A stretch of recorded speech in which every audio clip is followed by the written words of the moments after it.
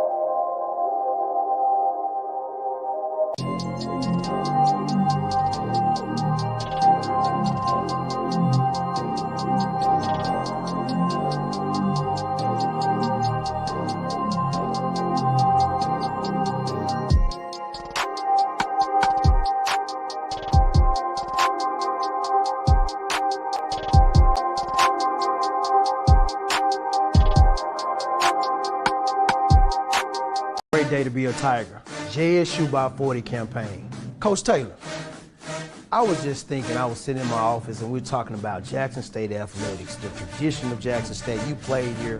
What if 50,000 alums gave $40 a month for 12 months? Man, that would be huge. That's money in the bank for Hey, athletic well, program. let's do this, Coach. I'm challenging all 50,000 alumni of Jackson State University, supporters, fans.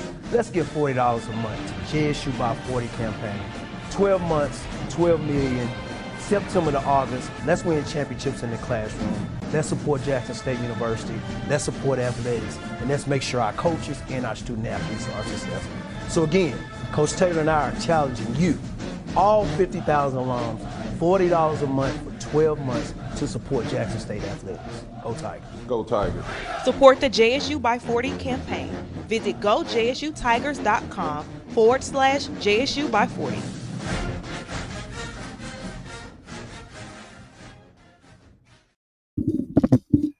Good evening, everyone. Good evening. Happy Wednesday. It's hump day, hump day, hump day. What's up, everybody? Appreciate your patience.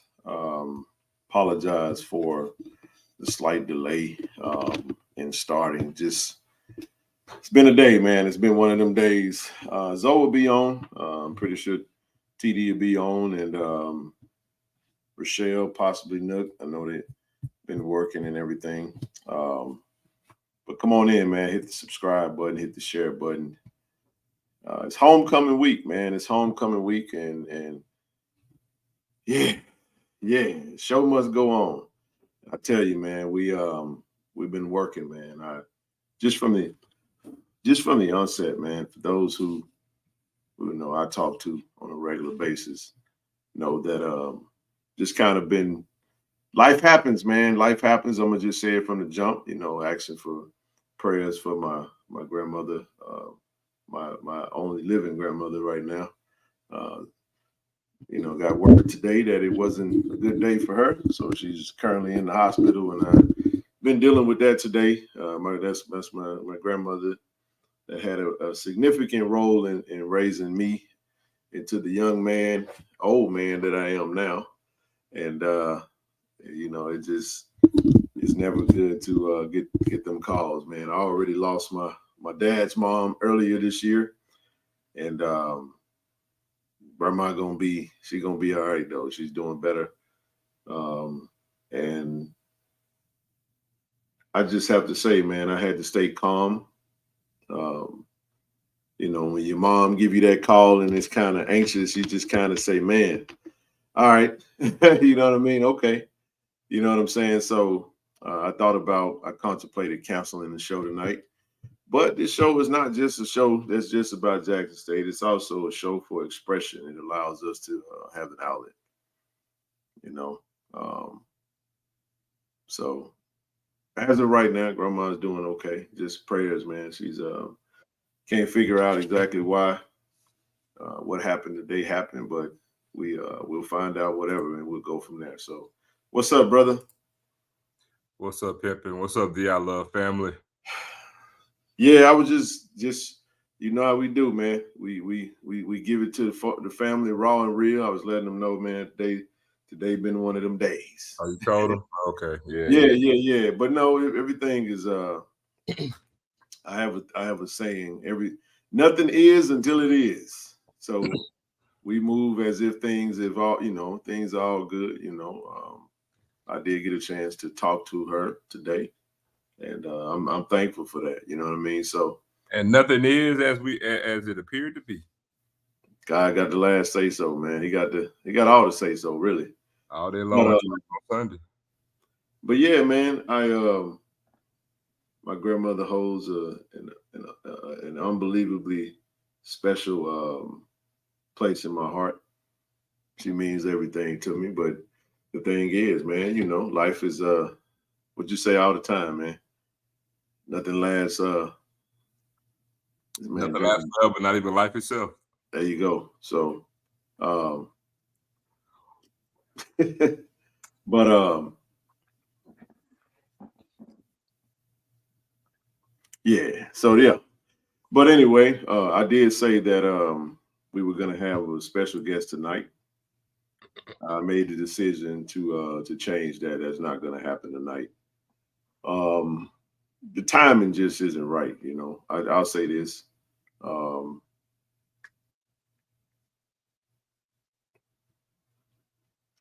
This platform means a lot to a lot of people at Jackson State University, and we appreciate all the support, all of the words, man, the kind words, the gestures, the support, everything, man. We appreciate it. So we were gonna have John. Let me jump right into it. So we were gonna have John Jock Taylor on tonight, and we just the timing just isn't right, and whenever you're not sure, man, you drinking, what is it, grapefruit juice, man? Water. But I have to say it this way, you know what I mean? He wrote the book about our previous head coach. But man, it's homecoming week, man. One thing, sometimes you have to read the room on yourself, man, and you have to know that the timing has to be right. And the last thing we want to do is present anything in a manner in which it could not be well received to those that support this platform. So elected to stay locked on, locked in on us. And I go off my gut. I go off my feelings, man. You know what I'm saying? Zoe and we talked about that today, along with TD, along with D. Corey C. And just didn't feel right. So there you go. What's up, big brother? What's up, fellas? How y'all doing? You got it, baby. I was just telling the family, I had mentioned that we were gonna have a guest tonight. Just giving them the lowdown on the lowdown, but just an update that just kind of impromptu. And I let him know. Nothing. I'm not sure what was in the book. I have to give us time. I think whenever you're gonna have some type of conversation like that, you have to consume the product that's being presented, and you need to know what's in it. And I don't feel like we would have been prepared enough to ask the right questions. And it would have been, I don't think the timing would have been great, especially for homecoming. Homecoming is a special week for Jackson State. And we just want to focus on us, man, not anything that's not there, not anything that used to be. And I think that was just the right way to go about it. And what I've learned in this year of doing what we do is that it doesn't matter how hard you and how great you orate an explanation to anyone. Perception is reality, and people will take it how they take it. And I'm telling you, we've lost subscribers because of And I tell you, man, we never want to say anything on this channel that's gonna offend anyone or be out of the box or whatever have you. And we hope everybody understand kind of the position that we're in. You know what I mean? We get a lot of information, TD and Zo, and we have to be very tactful sometimes on how we disseminate some of this information and how we maneuver in certain spaces, because relationships matter, man. And one thing we're not going to do is we're not going to be, especially not this week, we're not about to be the driving force of a conversation about our previous coach when we're focused on winning against Alabama State. We're focusing on supporting our head coach, TC Taylor, and the staff and these players. And that's a conversation for another day. It's just not the right time, not the right place at this very moment. And it was received well. So it's understood. What's understood don't need to be explained. And I stand on that. So I'm not gonna put us in that situation, man. We worked too damn hard to get to where we are. And I'll say this. I was saying this, TD, and I'm gonna be quiet. I'm emotional tonight, man. So but not so much as the standpoint of, you know, I don't know. I just wear my emotions on my sleeve and have to take life at its face value. And dealing with the situation with my grandmother, you know, TD got a call. She had had some episode or whatever. My mom's mom, and you know, my mom called to see if I was home yet, and it was you know. But this is why I brought that up, and I want to say this, and I'm gonna be quiet. Had an opportunity, so you know, Coach. I shout out to Coach Lewis, my coach, man. You know, and got a chance to see him, bro. But check this out. You know, he's dealing with something from a family standpoint as well. You know, with his sister. Listen to this, man. I want y'all to hear me out on this. In the midst of a trial that they're going through, he introduced me to his sister, who he said was his sister. I didn't get that. Could you try again? Ain't nobody talking to you. Shut up. I didn't get that. I don't know. See, I'm telling y'all, bro. Y'all Apple users, I don't know how y'all do that, man. I've been through my phone out the window, mess around with Siri. But I'm glad she said that, because that was kind of funny. But this is what happened, bro. He introduced me to her. But he introduced me to her as a young man who does the podcast that they watch. Now, his sister was, and listen, he said his sister was, so Coach, you met Coach. We all met Coach at the, you know, at the event and at Soleil. You remember TD? The dabber dresser, though. Yeah. Oh, sharp as a tack. Yeah. Okay, I got it. But this is what I want to say, man. He shared this with me that I thought this was so powerful. He said, you know, he prayed that everything goes well with my grandmother. And he said, you know, by the way, his sister took him to his first JSU football game in 1966. I want to share with you what she said to me. She saw who I was and she recognized me from the show. And she was like, I'm proud of you, man. You know, keep doing what you're doing, man. What you're doing, it's what she said is enough to just make you turn into mush. I'm already emotional, dog. So he's like, you know what I'm saying? And it's like, yes, ma'am. You know what I mean? So I realized that this ain't just us sitting down talking. This show means something to the supporters of this platform. And we take that serious, man. We're not going to mortgage the support for a moment that doesn't bring any value to what we do, regardless of a conversation, regardless of a narrative, regardless of whatever. And I'm going to just be honest. I'm not looking for, TD, we talked about that today. It's certain things I'm just not interested in. I ain't looking for it. I don't want no parts of it. Right. This thing right here that we doing, man, means something to the family, man, means something to this community, means something to the people that support it, and I'm appreciative of that. So if I step away, y'all just know I'm just carried on. Got it. Well, I wanted to say great call on not doing the interview. I mean, I was completely familiar with what was going to be going on with the conversation with the writer. However, uh, 3 days to read a book, when you have other things going on in life, it will be a great task. And you don't want to elaborate on anything that you hadn't researched and that you don't know what you're speaking on.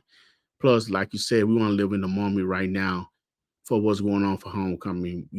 There's no need to bring up, any outsider or anything else. There's like you always say, Ken, let's love on each other. And with homecoming, that's the best time to do it. So as far as your grandmother, wishing her the best. And the encouraging word that Coach Lewis' sister gave you, you should definitely keep doing what you're doing. I mean, it's always a labor of love. So we do it for Tiger Nation. We say we family. So we should, support each other as family. So let's keep rolling. So how you doing tonight, bro? Tired as I'll get out. Y'all, I promise y'all have no clue, man. But beside the point, man, it's my outlet. But now we actually talked about it this morning. And let me just reiterate too, it's not that we're against doing it. Because I think we may even still try to do it. So let me just put that out there. It's not that we're against it. I'm for it. But again, timing matters. And it's just that at this juncture, it was homecoming. We put the focus on everything with Jackson State as it is right now. Right. Especially being that we have TC Taylor in, and we're taking everything almost back to a renaissance of being the true version of what JSU is. You know what I'm saying? And so we'll actually possibly try to revisit that at a later time, you know what I'm saying, if the opportunity presents itself. Again, I was even interested, and again, Jean-Jacques is an amazing writer, good dude. But again, timing is everything. And it was just time for us to just focus on us. You know what I'm saying? We said this is our football year for us, by us, and ain't no point right now to even steer from that. So we agreed in unison, and we keep it moving. And but no, even with bro, even when he called me, I tried to I look at us as equals almost, even though I'm older. But I actually tried to sun him a little bit today when I talked to him. But yeah, man, I just he already know it. I ain't gonna shit at him, but he know. I told him what to do and how you need to go about doing it. So we good. But one thing we're gonna do tonight though, just to keep the main thing is Wednesday, it's homecoming, and we're gonna talk football tonight. We hadn't done it, so we're gonna get to it tonight.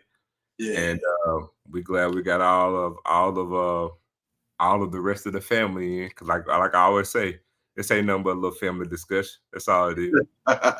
You got that right. And before we proceed with Saturday, let me revisit last Saturday and give a shout out to Tiger Nation, man. They showed up, man. They showed up. That was a nice crowd, man. The tailgate was popping. I think we hit everyone that was we hit every tailgate. We found fish everywhere. We found some golden fish. We found some golden fish, man.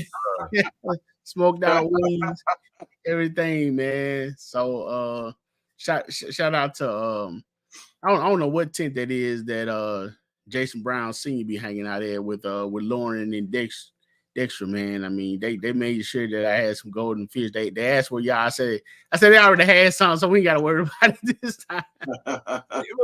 He did it again. Said no.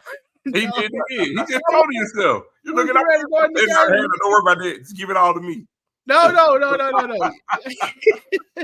And we get ready to go in the game, man. It was towards the end. It was all good.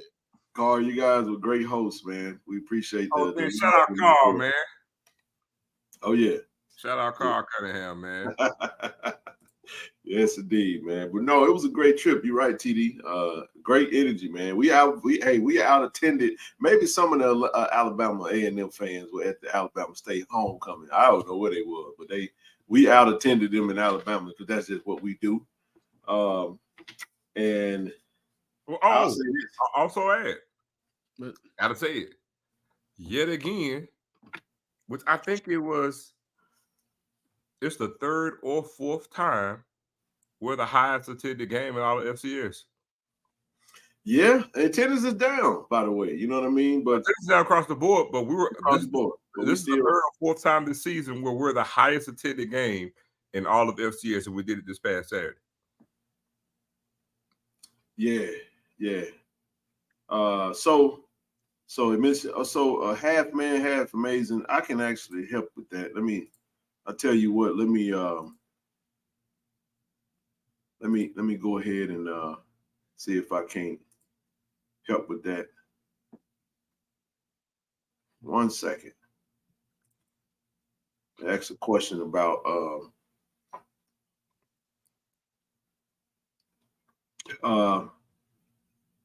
and as far as the president stuff, y'all, we don't have no I ain't touching that. That's not something that you don't know. I mean, we don't know that right now. We've heard all the stuff that's out there, but we're not about to waste a whole lot of time with that. Like I say, Mr. Jackson, you was a damn lie. That ain't no you wrong. That we had way more fans in the stand than Alabama A&M. Stop lying to yourself. Stop lying to yourself. We had more fans on our side than Alabama A&M had. You may not like it, but I was there in the stands, and trust me, this ain't no blue and white glasses. Y'all did not have more fans than we did. No, y'all didn't. I mean, I gotta do is just pull up the game. All you gotta do.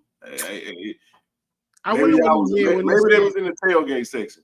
But anyway, I'll let you have it. I'll let you have your moment. I ain't gonna go back and forth with you. Your truth is your truth, and that is what it is. But I'll go ahead and add this real quick for those. This is the game day timeline for those that need to know. Friday, the stadium ticket office, it will be closing on Friday at 4 p.m. All right. At 6 p.m., the tailgate lots are going to open. So if you got a tailgate spot, it's going to open at 6 p.m. on Friday. The farmers market tailgate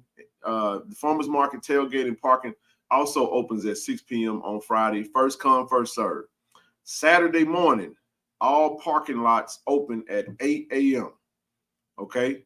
The stadium ticket office will open at 10 a.m. And the stadium gates will open at 11 a.m. JSU alumni band is going to enter the stadium at 11:20 for those that want to be in the stands to watch them enter the stadium. But for those that want to catch the Tiger Walk will be at approximately 12 p.m., usually 2 hours before the game. And at 1 p.m., the Sunny Boom of the South will be entering the stadium. Not sure if Alabama State bringing a band. I hope they do.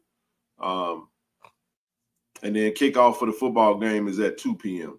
On ESPN Plus. So appreciate the actual game day breakdown. This is the game day timeline. So for those that needed that information, I hope that helps.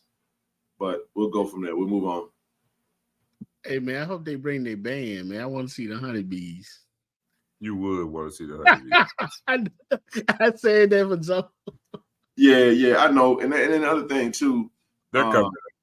Oh, good deal. They good. I hope I'm glad they coming. I like Alabama State band, man. I like what they do. That's one of the few bands that I actually will watch on YouTube. Just it's different. It's a different style. You know what I'm saying? Switch it up a little bit. I like them. You know what I mean? I like band stuff too. Even though I'm an honorary band head that never played in a band. So I respect what they do. It'd be good. So good for those that like that. They probably will bring some fans. I know they'll bring more to Alabama A&M would have. So I'll just leave that alone, Mr. Jackson. But I said I need suggestions on what to do Friday evening for grown folk, man. Hey, we're gonna be at the M-Bar, man. Shout out to M-Bar Friday evening. We'll stop over there. If y'all coming out there that evening, that night, holla at your boy. They're gonna have day parties going on. They're gonna have they got the yard. You got the yard fest going on Friday. food trucks, all that's going on from 11 a.m. to 4, food trucks 11 a.m. to 2 p.m. Yard, you know, we on the plaza, man. Thank you, Edwin Banyard. Appreciate y'all for the merch, man. We're going to get into the merch. Actually, just so y'all know, the hoodie's available to purchase for the night. Matter of fact, I might as well go ahead and get that out the way now. So, of course, y'all know if you want to donate to his foundation, you can donate via Friends of KC-1400 Inc. on Givelify. Go to Givelify right now, and you can donate tax-free. All donations are tax deductible. Helps us do a lot of the things that we do, and we're gonna do it regardless. But this really helps us do some of the things that we're trying to do for the students and student athletes from a standpoint of support through the university. Go to the website now. So for those that are looking for, I do have the merch on me traveling. So I have logo tees. I got the black, I got the navy, I got the red, I got the white, and I got the We Love the Hate Navy t-shirt. So get at me, man. If you're looking to purchase some merch, you can actually purchase it directly with me. Flat rate, $35. No shipping, no taxes, none of that good old stuff. So if you need a shirt between now and the weekend, just holler at me. I'm gonna keep it in the trunk. So if you wanna if you see me, if you need something, let me know. Oh yeah, get to Walmart. Walmart on Highway 18, man. Got those tiles out there, man. You got some rally tiles. So you got them sitting right out there. A nice section out there. Go out there and buy up everything from Highway 18 Walmart, man. Go do your shopping. Hey man, what's a rally tile? Well, you know, like steel curtain, you know, like the Steelers, man. You know, they have them tiles in the face. You know, we pump bombs, but you get them tiles and shake them tiles too, man. You know, we can do that too, man. They got navy, they got red, they got white. We got every color. Logo on them? They got Jack State on them. They got the logo, okay. They got the helmet, they got the JSU block, they got a little bit of everything on them. They nice looking. Absolutely. So but 18 is the only place you can get them. 18 is the only place you can get them. 18 the only place we pushing. Okay. 18 done donated toward the foundation, so we I'm just saying, you know what I'm saying? Anybody else want to donate to the foundation, we'll put that out there too. I'll go out there tomorrow and pick up a couple then, man. Yes, indeed. Next up, hey, the hoodies are available right now. You can go to the website right now and purchase. Now, just to explain this real quick, we put the order in to go ahead and start making these so you can have them the week before the Texas Southern game. If you're interested in purchasing this hoodie, it is available now to go to the website. Go to the website right now. I'll drop the link to the website and pin it in the chat. Y'all go ahead and shop with us, man. And I'm telling you now, it's gonna be fly. Let me drop the link real quick. Yes, they're unisex. They are unisex, small all the way up to 4X, man. Small all the way up to 4X. Got what you need. So yeah, man, go ahead and right now, and special discount for all platinum members. So that's another incentive going forward. All merch will be discounted for platinum members. So if you're thinking about becoming a channel member, become a platinum member. We're gonna continuously drop merch. We're gonna have dope drops each month. So take advantage of the savings. But nevertheless, go to the website. Hoodies available right now. I know we had a list of everyone that wanted to go ahead and purchase them. Just so you know, from a price difference, you know, the larger sizes will be a little bit more than the actual from the extra large on down, simply because you know you have to obviously the fabric is a little bit more fabric. It's also the print is a little bit wider, so that's the price discrepancy. But it's a great quality hoodie, and I'll just say it like this right here, and I'll leave it alone.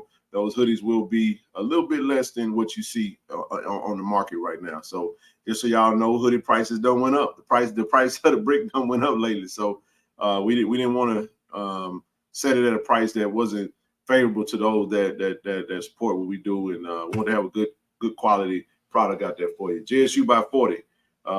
We dropped the video. It's all we play at every show at the beginning and the end. Go to www.gojsutigers.com/JSU by 40 to join the campaign. We know what AD Robinson is expecting out of the alumni base. Let's make it happen. Season tickets are on sale for men's and women's basketball. You go to gojsutigers.com/2023 BB tickets, and you can purchase men and women's season tickets. They're on sale right now. Go purchase them, or you can dial 601-979-0845. Homecoming, family. Homecoming. The theme for homecoming this year is The Legacy Continues. JSU Homecoming. It's homecoming week, man, and that's what we want to focus on this week, today. The matchup, man. The matchup. This is what matters, the matchup. So we'll get into some football. That was it for the preliminaries. Y'all go cop that hoodie, man. Go cop that hoodie and go shop with us, man. I'm finna pin the actual link to the website so you can go straight to it. If you don't see it on the page, just type hoodie in the actual search bar and it'll pop up. And go ahead and start shopping with us. If not, you can do it tomorrow or the next day or the next day. So whatever you decide to do, just jump in there and shop with us and we'll go from there. But let me real quick, let me pin this in the chat real quick. Didn't mean to do that.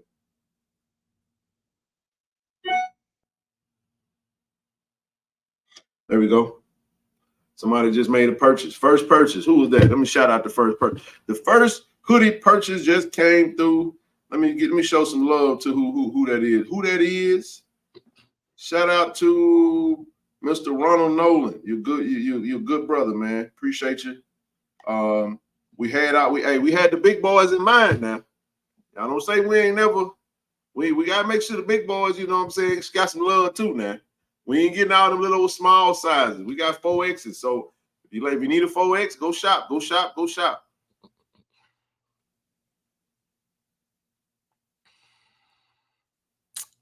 For those that are looking for JSU merch, you go to Reed Enterprise, readenterprise.com. Reed Enterprise. You can also go to Public Figure. Shout out to Rick Deuce.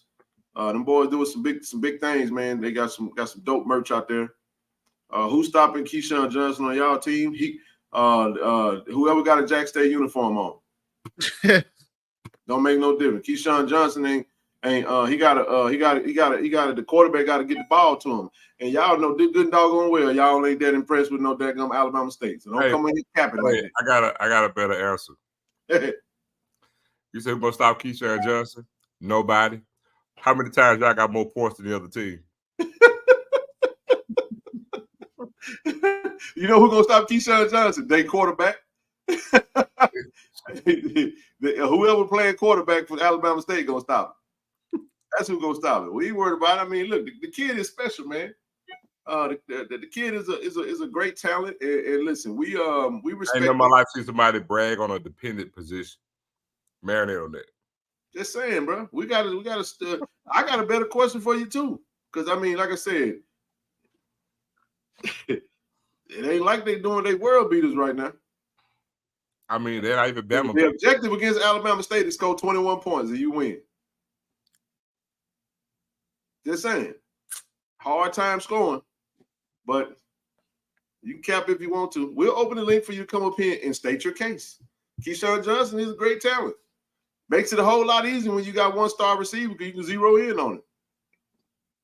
But when you got a whole slew of receivers, hey, who stopped Mr. Mulligan? You can say they got a good defense. Oh, okay. I got you. Hey, I got you. So basically, we don't have anything else to stop on their offense. So they listen, man. They run a 2 quarterbacks position, and how you have 2 quarterbacks to equal 0.75. You got 2 quarterbacks that not even equal to 1. I'm just saying, Bubba ain't.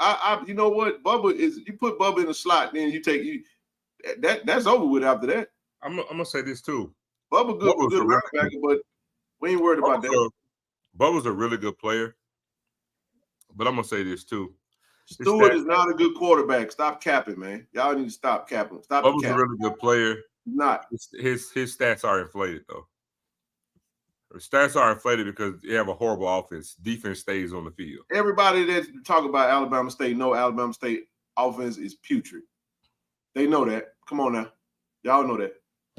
So I mean, I but want to up the game up and hope that, you know what I'm saying, that the defense can save you. You know what I'm saying? That's how that works. Now I ain't gonna take nothing away from the defense because the defense is stout. They got a stout defensive line. They got a stout front seven, big corners. You know what I'm saying? But you're 2-3. 2-3 is 2-3.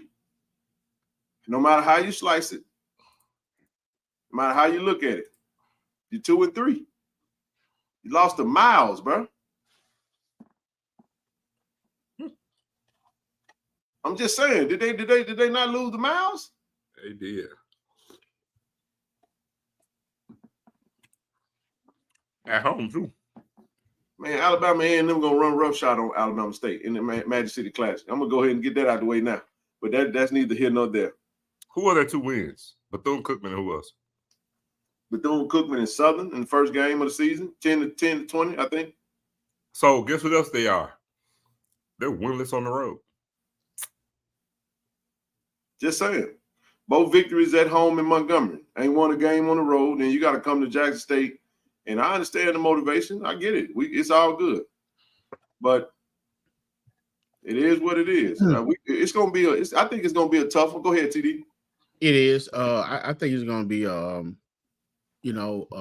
pretty tight game at the beginning. I think we definitely will prevail. However, I noticed that they do run like a 4-2, 4-3. That defense they run has always somewhat made me wonder because they be in so tight. You know what I'm saying? Yeah, they stack the box. Yeah. They definitely stack the box. They have 4, and then they run like 3 linebackers. Then I always have like a corner or safety always playing loosely, around the box too. So spread them jokers out and gut them. Exactly. That's what we're gonna have to do. And I will say this: you always want to say you want to come out hit the team in the mouth, but a team like that doesn't have a winning record or have struggle on offense, they have a pretty good defense. Got to hit them in the mouth constantly, and we have to score. Huh? This person just say that Miles could probably beat Jack State at this point. I should send you to the gulags for that nonsense right there. Don't. We're not finna get into no bigging up of no Miles because y'all got smoked by him. We ain't gonna do that. But go ahead, TD. We ain't even entertain that foolishness. They DBs are big. They got big DBs. We don't need Jason Brown to throw over 250 yards. That's an unnecessary stat. Just so y'all ain't figured that out yet. Anytime you got the best rusher in the conference, that's a testament to the offensive line. So the defensive line that people like to brag on, you still got to deal with our offensive line. That's been sunning and Lil Bo and some of these defensive lines in the conference. This ain't, I'm just saying, people like to look at the tape and create a narrative in their mind that you have to create a scenario that gives you a potential chance to win the game. But y'all know deep down inside, y'all ain't got a snowball chance in the middle of freaking July that on winning this game. I said it. You ain't got a chance. And I ain't deviating from it. It ain't going to be close. TD had a great point. It'll be close initially, and then we're going to separate. Yeah, I think with their defense, they have a nice defensive front, and their linebacker plays nice. I think, initially what we have to do is like you said, run to the outside, throw some screen passes to the receivers, running backs out the backfield, kind of loosen them up, then start going downfield a little, which will open them up a little bit. Like I said, man, they definitely play a strong set of defense. Well, the thing people got to understand, man, we just dropped 45 on Alabama A&M, who statistically had the best defense in the conference. Did they not? So correct me if I'm wrong. Did Alabama A&M have the best defense in the conference statistically? They did. Had past tense till they played. So what I'm saying is, in a game like this right here, I'm going to give you some names that's going to really be big for you. I'm going to give you one name. His name is DJ Stevens. In a defense like this right here, all you gotta do is gut them in the middle. So Jason Brown, if you're watching, paying attention, throw the ball to the tight end in the middle of the field. Because they have to. Let me tell you the strategy. You have to try to take Irv Mulligan away from us. You have to try to say their strategy is we're gonna make Jason Brown beat us. But the problem in that is if you take away Irv Mulligan, that still don't shut down the running game. Because you still got Ahmad Miller. You still got JD coming back. You still got Moultrie. Death by 1,000 paper cuts. I mean, the 4M group is real, dog.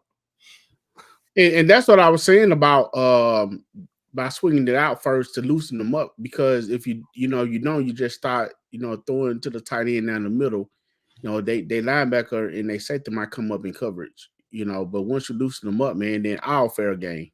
TD, it's simple. Go up 2 touchdowns on Alabama State and the game is over with. Yeah, that's what I was saying. Hit them in the mouth and stay on. Go up on them. They don't have the offense to play from behind. Everybody in the conference knows that. Just go watch the film. If you score 3 touchdowns, the game over with. How many touchdowns did Miles score on Alabama State? Let's go check it out. Let's look at some scores. Let's go. This ain't cap. We ain't trying to be insulting. We just telling you what happened. Right. And then like KT Dove said in the chat, man, we got to be consistent in scoring touchdowns. Once we start scoring, we have to keep scoring. Don't change what's working.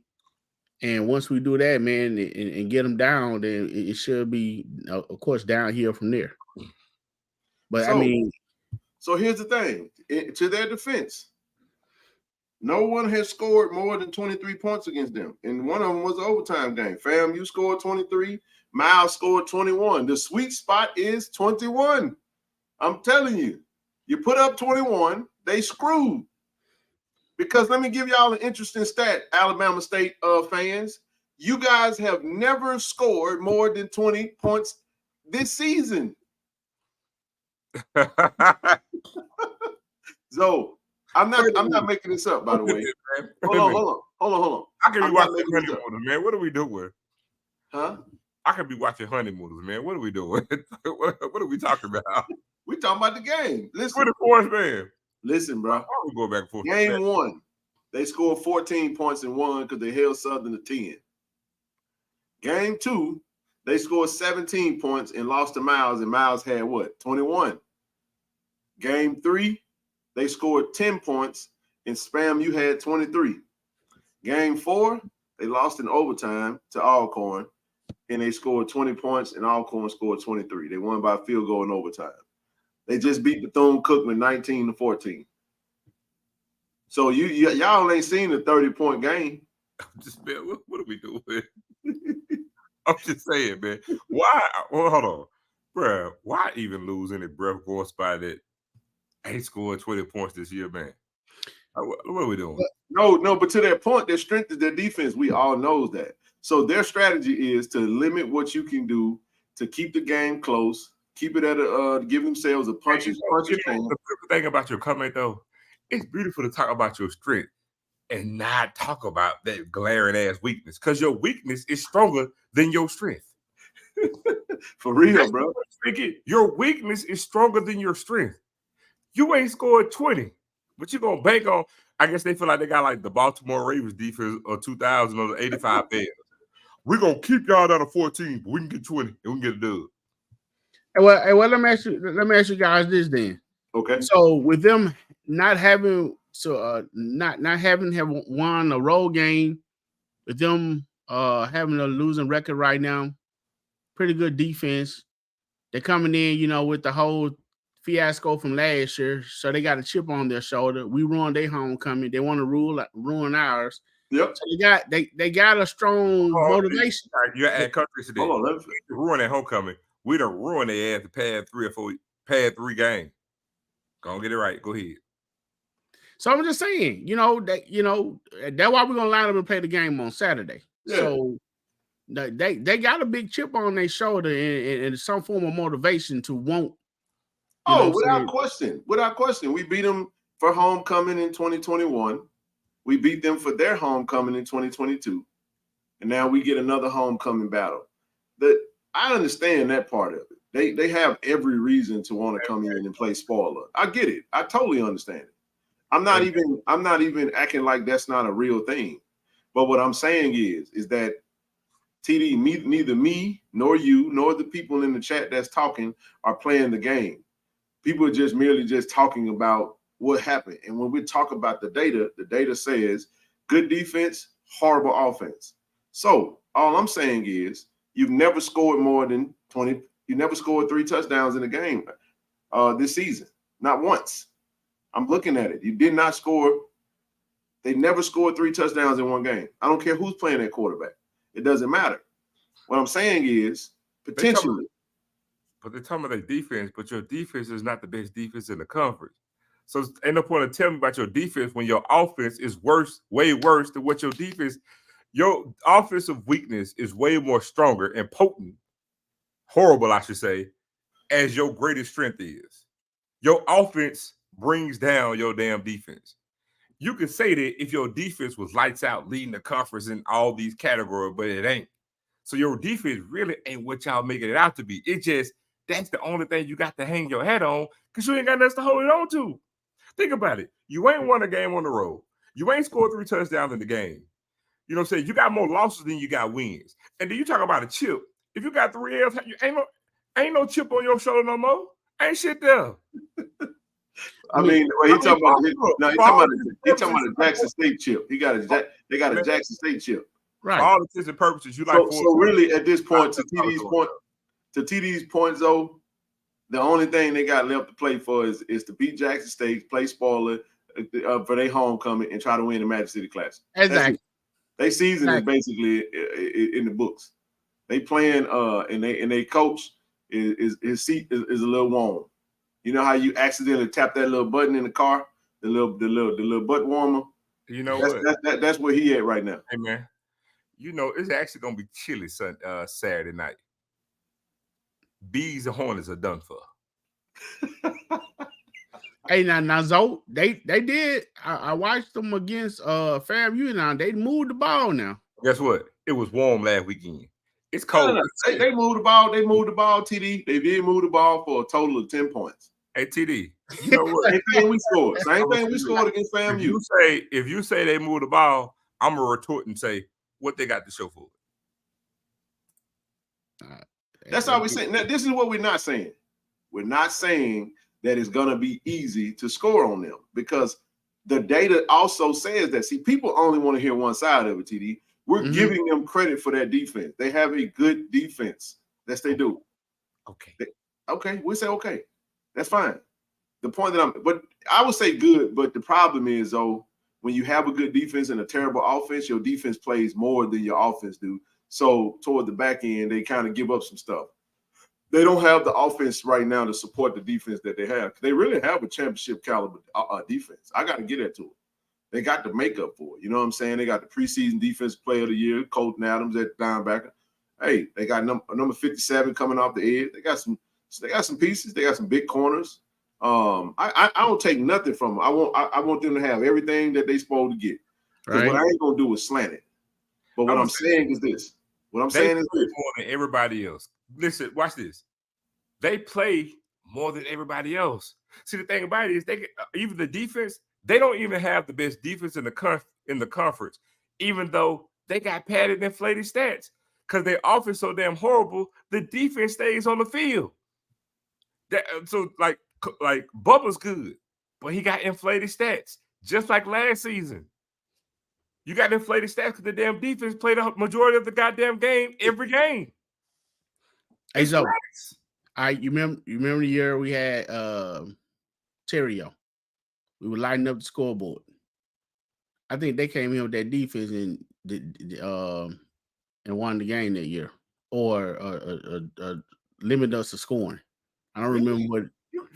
Hold on. Do you want to tell about that when you want to go there? Because their defense was good. Terrio just actually happened to throw some uncharacteristic throws where he threw on 3 occasions straight to a defender. He looked like Dak Prescott, huh? Had to go there. So Let them go rain Dakota, huh? the analogy that you finna use ain't gonna cut the mustard. Well, I'm just saying, man. You know, it's hey, they playing that same little raggedy defense. I don't like it. Well, hold on. I'll say this right here. While y'all going, That gonna same go game, ahead. I'm gonna drop the they link had a for better folks offense. to join if they want to.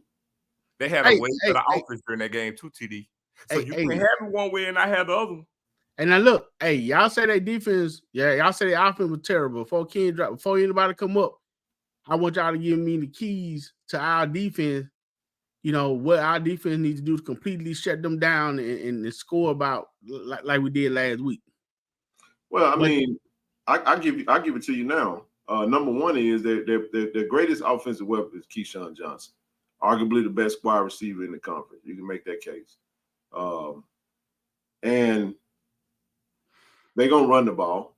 That's the other thing. They're gonna run the ball. That direct snap to the running back is not effective. They're gonna try to run the ball. You know, I'm saying they're gonna run it. They're gonna have rushing attempts, and we just have to make sure, TD, that our issues don't get in the way. Bad tackling, because if you don't tackle well, you can make a team that's not very good on offense look like they okay. Right.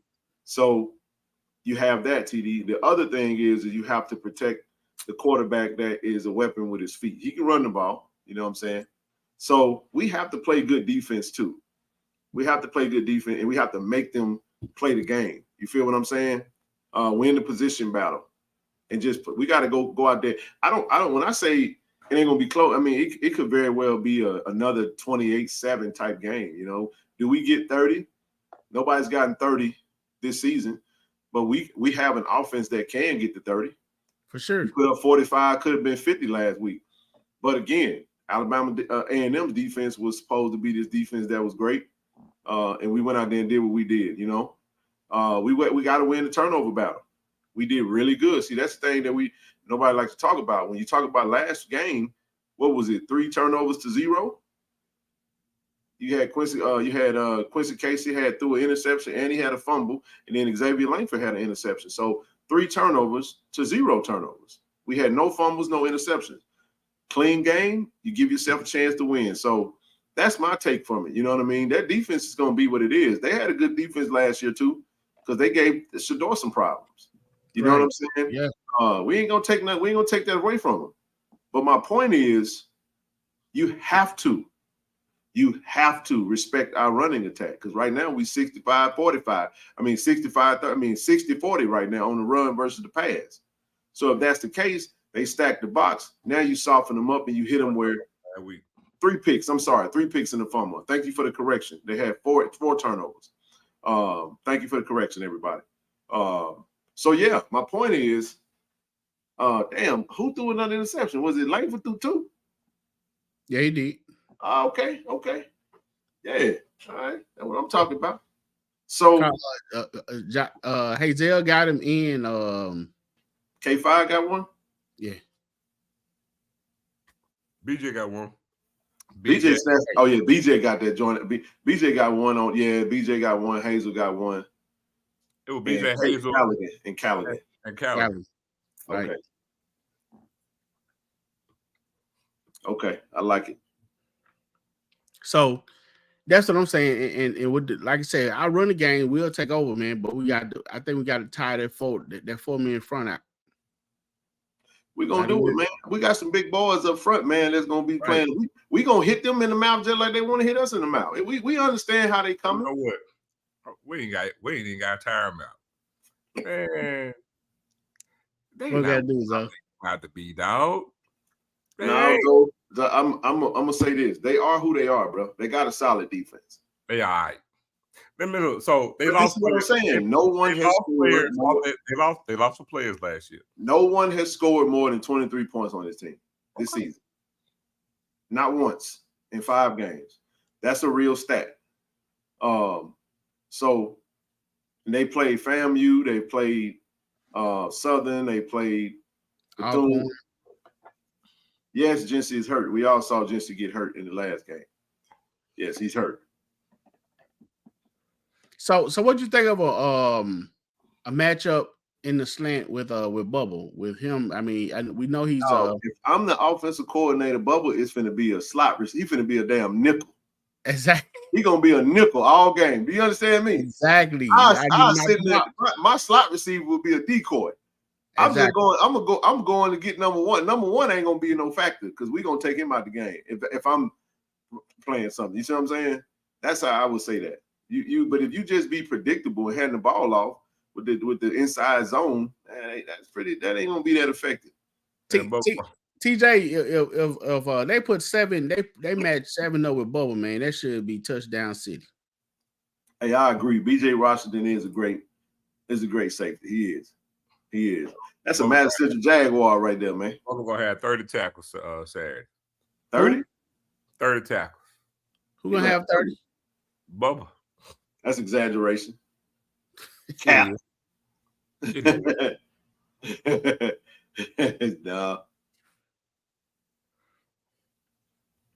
No, we're not talking like the SWAT got great. I mean, no, we're not. I'm just saying we've had some scores where people have scored a lot of points. I'm just saying we dropped 45 last week. Nobody has scored over 23 on them. I don't like to. I ain't gonna get into the generics. All I know is I just speak to what the data say. The data says nobody scored more than 23 on them. The data says they've never scored more than 2-3 touchdowns. They never scored 3 touchdowns in a game. So that tells you what their struggles are. You know what I'm saying? So it's that simple. Everything else is a projection. We can only go off what we saw.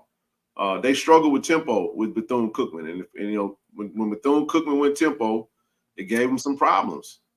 And Bethune-Cookman really should have won that game. She woulda, coulda, shoulda, but average giving up 20 points a game. Like, what are we talking about? They're not average giving up 20 points a game. They're not averaging giving up 20 points. I'm saying no one has scored over 23 because Southern only had 10.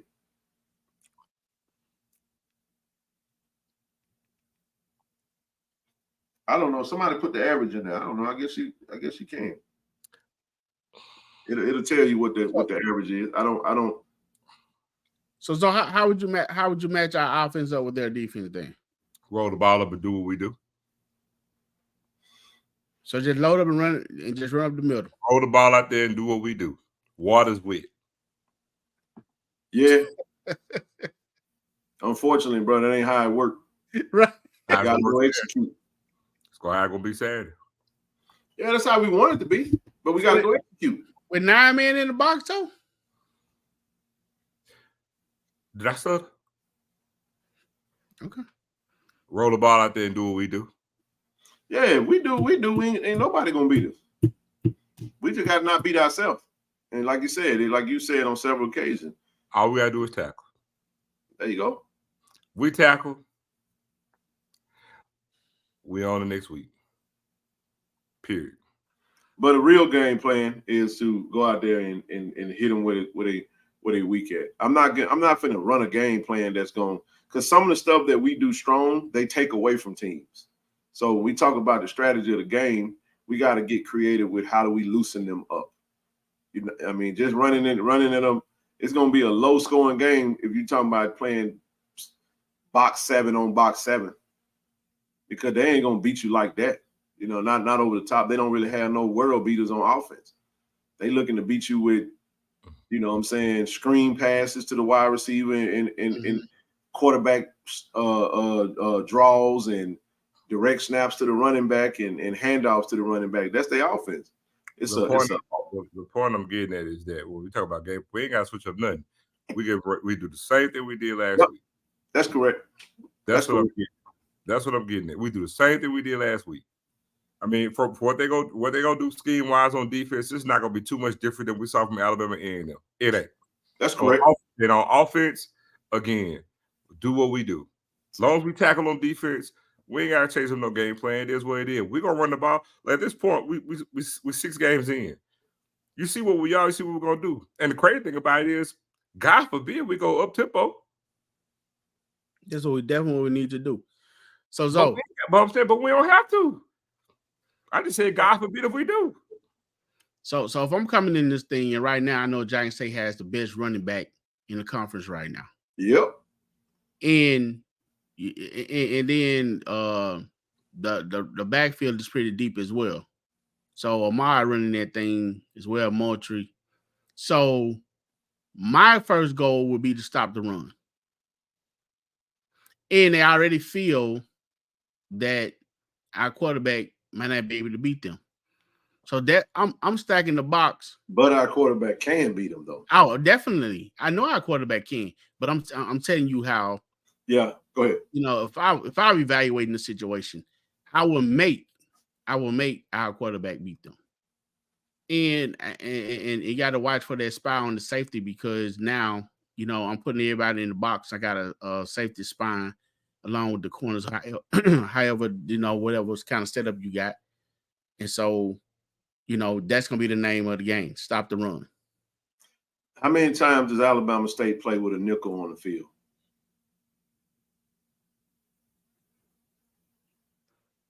Well, no, they don't. not too often. Y'all don't love no kind of game. Y'all the sorry. Y'all like the third sorriest team in the conference right now. Y'all talking about y'all love that type of game. Y'all not good, man. Bro, Alabama State. Hold on. You're averaging a damn loss. I'm looking right now. You're averaging a damn loss.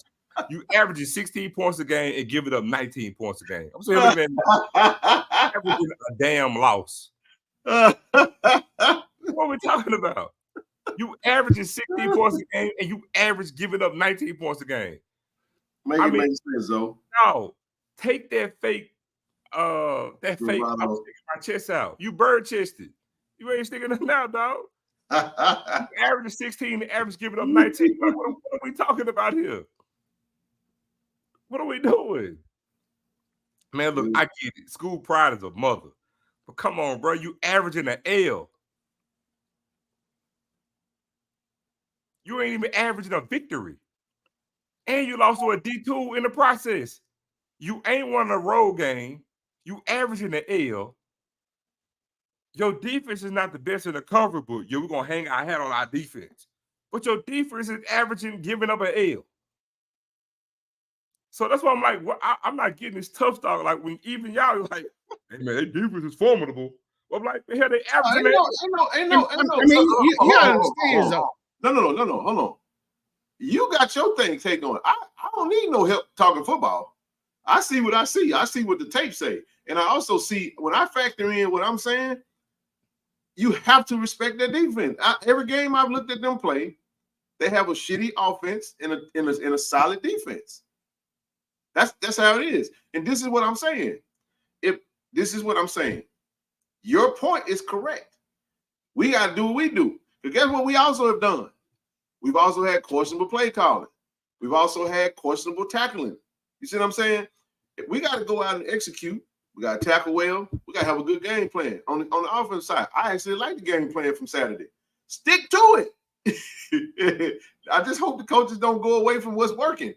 You know what I'm saying? Or what works. And I trust that they won't. You know what I'm saying? We got to go execute. So that's my point when I say that. Like, I ain't gonna sit up here and be like their defense is trash. And I actually changed it to conference only stats. They average 16 points a game, and now it goes to giving up 20. Yeah, he gave him an extra point. Oh, giving up an extra point. I got it. Okay. So I agree with you on that. I'm not gonna sit up here. If that's the case, we just say, let's not even have a conversation. They suck, we good, we win. Let's good night, Russell Simmons. Thank y'all for coming out. God bless, good night. Like on Mighty Sharp. We still gotta draw it out. You still gotta have dialogue, brother. You know what I'm saying? Who's next? Hey man, did we do much tempo? Alabama A&M? I don't No. recall. We did some. Not much. Not much.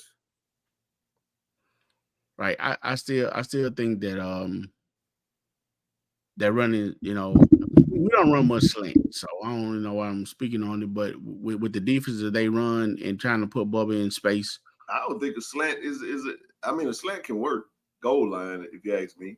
Hey, but I think it can work. You're right, TD. It can work. Now that I think about it, I see what you're putting down. I look at total defense.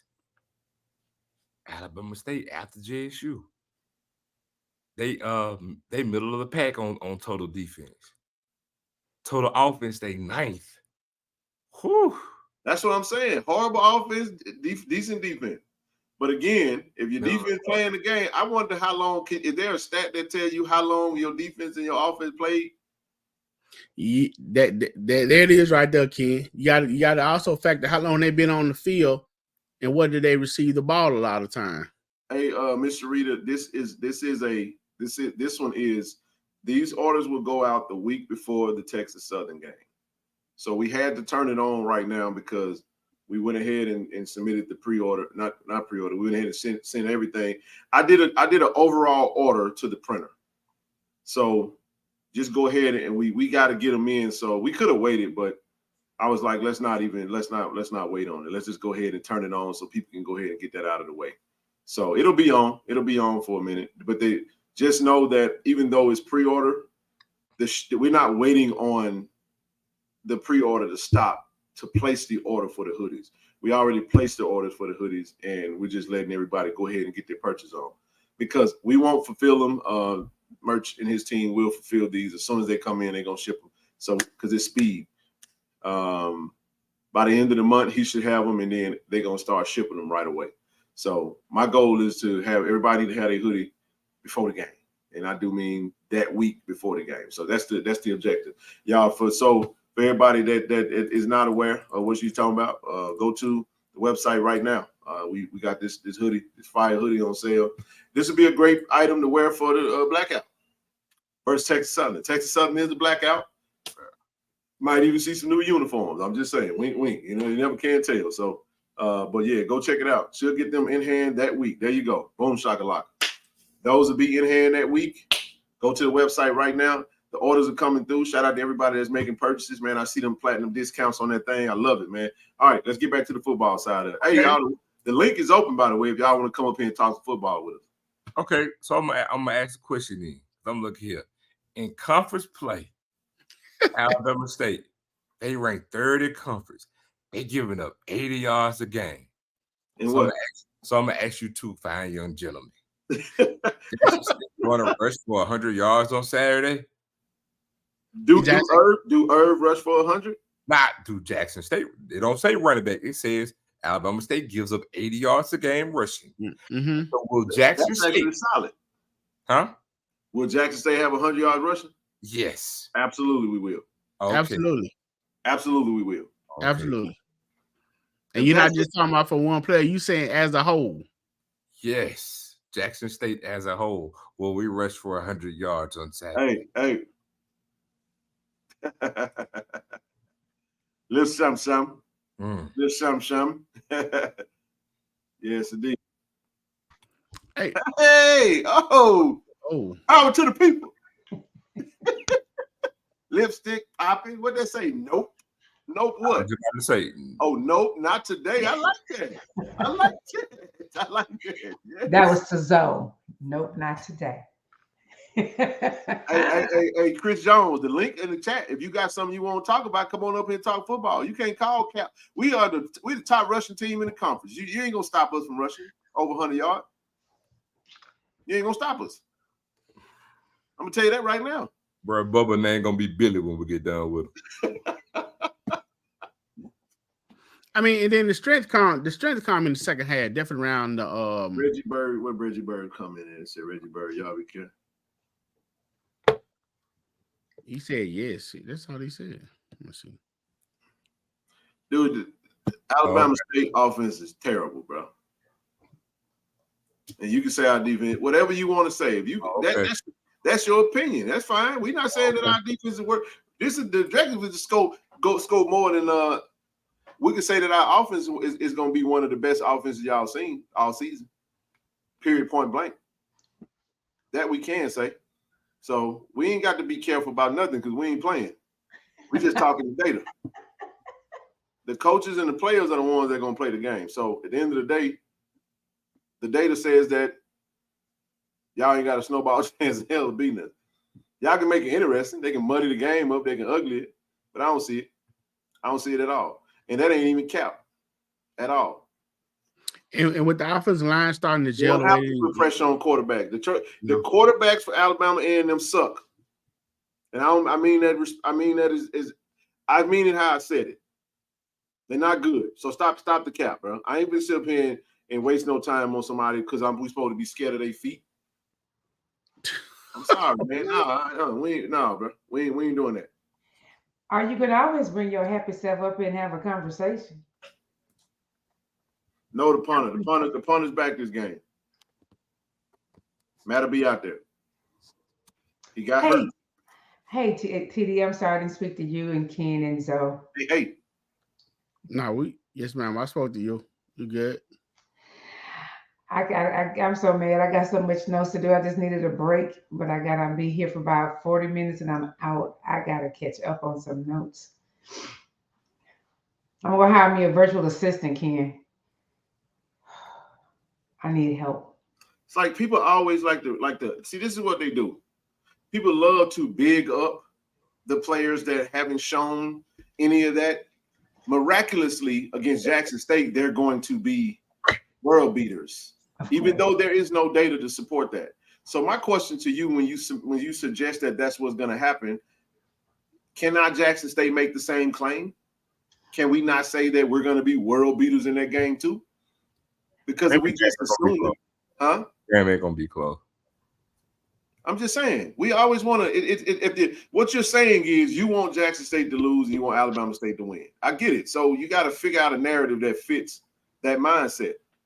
But when you talk data and you take the emotions out, okay, you go get a regular person that ain't got no ties to Jackson State and another regular person that has no ties to Alabama State, and they look at the data, Ms. Rochelle, and they talk about this game. Chances are they're gonna probably be saying the same thing that we saying.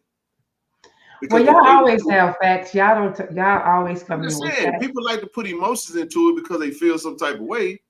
I'm already giving them credit. We giving them more. Matter of fact, me and TD giving them more credit than Zoe is. Zoe like, Zoe ain't budging. I'm just saying, I got nothing but respect for it. I got respect for their defense, but I got respect too. Respect for go kick your ass by 21. Respectfully. Hey, I tell you what, Ken, if we start out with the defense, and put pressure on them like we did in last week's game, then our defense should come up with more turnover, maybe even score, a couple times. If they quarterback, like you saying that they are, pressure on them. The kid Stewart is a better quarterback than D. Davis. D. Davis is not very good. And maybe he's just not good with how they're using him. I don't know. He's a small kid, but he's a talented kid. You know what I'm saying? But he ain't. They use him and they putting him under center. Is a bigger kid, a little bit more accurate on throwing, so he can do some things. He can create some problems. You know what I'm saying? But for the most part, all D does is run. He's just a running back with the ball in his hand. You know what I'm saying? So the point that I'm making is they have a star wide receiver. We know of that we do know. Howell, is a solid running back. You know what I mean? They got a couple of backs back there.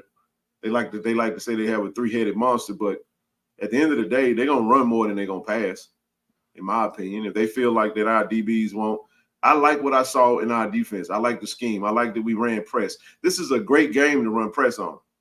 Definitely. This is a great game because you're gonna make the quarterback. Y'all talk about Jason Brown. Jason Brown. They want to mention Jason Brown. We're gonna make Jason Brown beat you with his own. Our quarterback is better than both of your quarterbacks put together.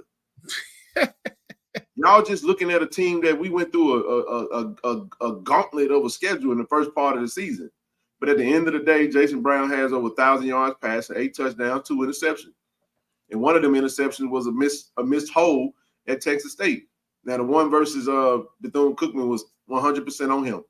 The man wasn't open and the defensive back made a play.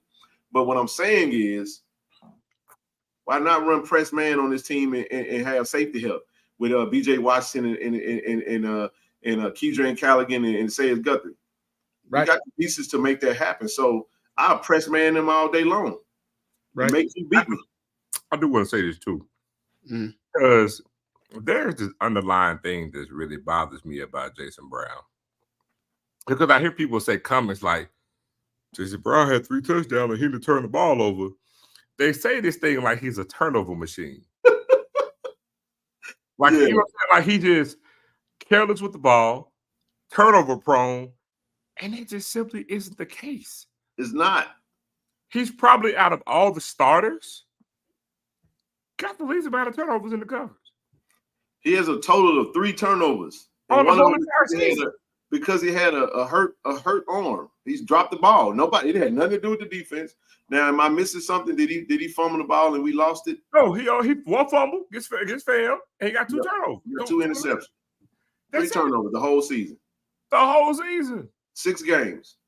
But they be like, "Oh, he played good. He ain't having any interceptions." I'm like, he's not turnover prone. Hey, Joe, Now, has he missed some throws? Yes. He's got off his spot. He's missing some throws, and sometimes he's not going to the open receiver. You know what I'm saying? Due to pressure, whatever the case it may be. But this whole thing is if like he's turnover prone and he's more liable to throw an interception or fumble the ball or loosey goosey with the ball. It's just simply true. This is a great point because if you go back to the game last year, the Shedeur actually got some really good scrambles against them. He had, remember that last drive where it got close, TD, and Shedeur had to really beat them on that drive with his feet. That was the deciding factor of the game. We won that game. I want to say 27-13, I think. But before that, it was 20-13. Again, I'm not sure. With the strategy with what he said, I'm not sure I wouldn't blitz.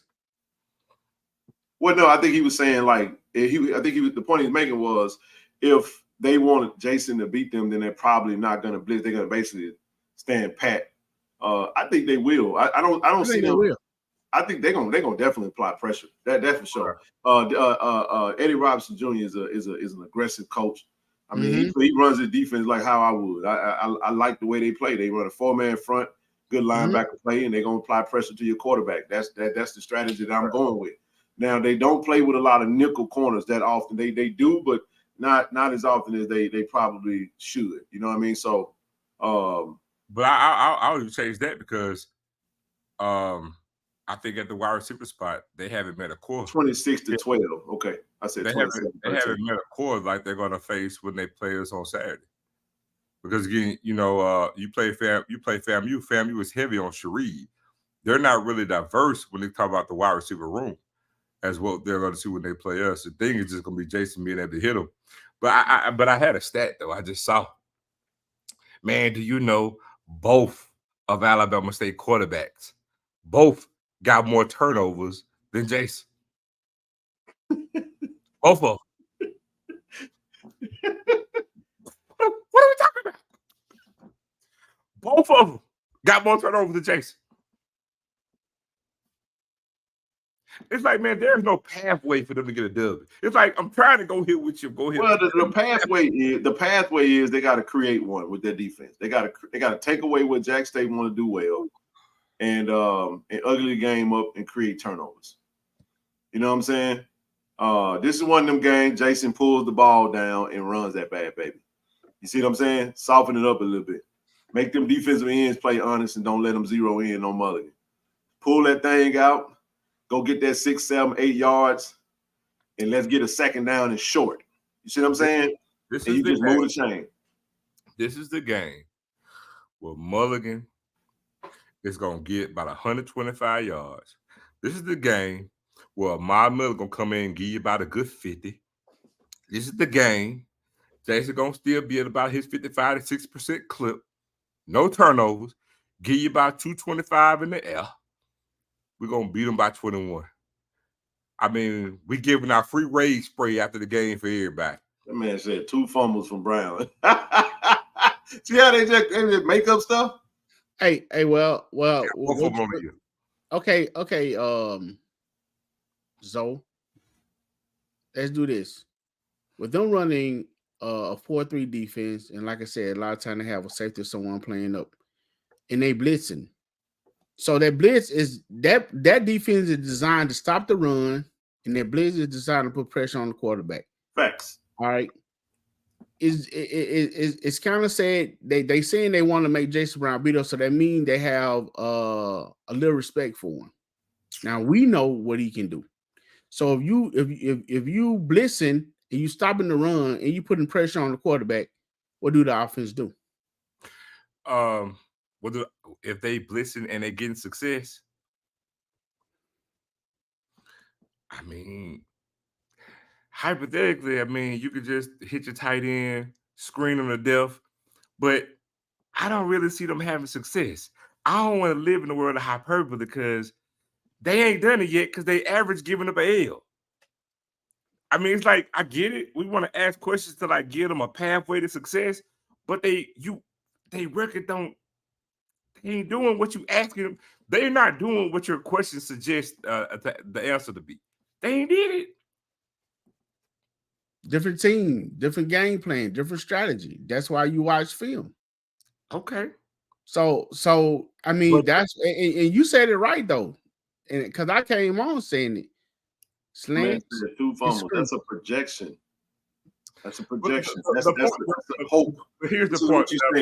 This is what he said. Jason Brown gonna get 2 fumbles. Here's the point that I'm getting at, TD. Okay, I get it. They run a 4-man front, and they gonna blitz, and they gonna do this, but they ain't got a good success rate at doing that.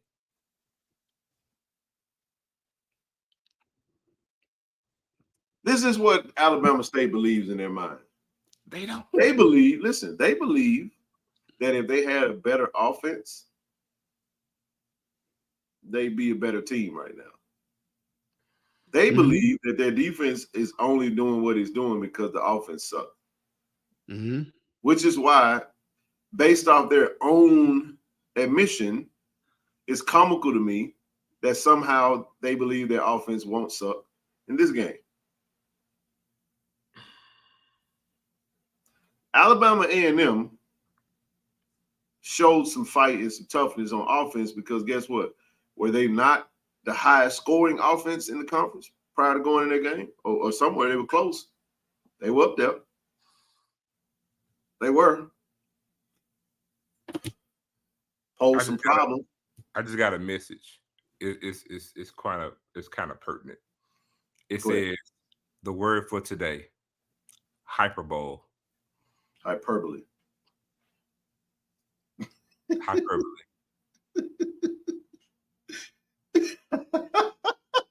Hey man, I saw this though.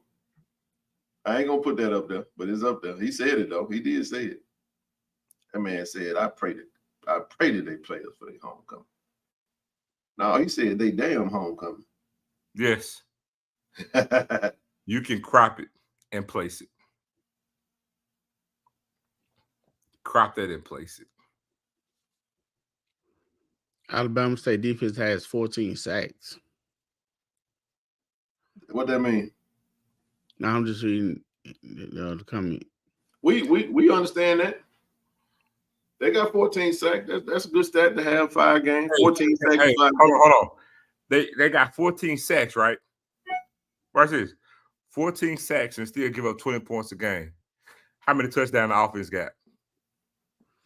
I mean, I the thing with that is like Ken always said. I mean, some of the issues that that we faced a couple of times.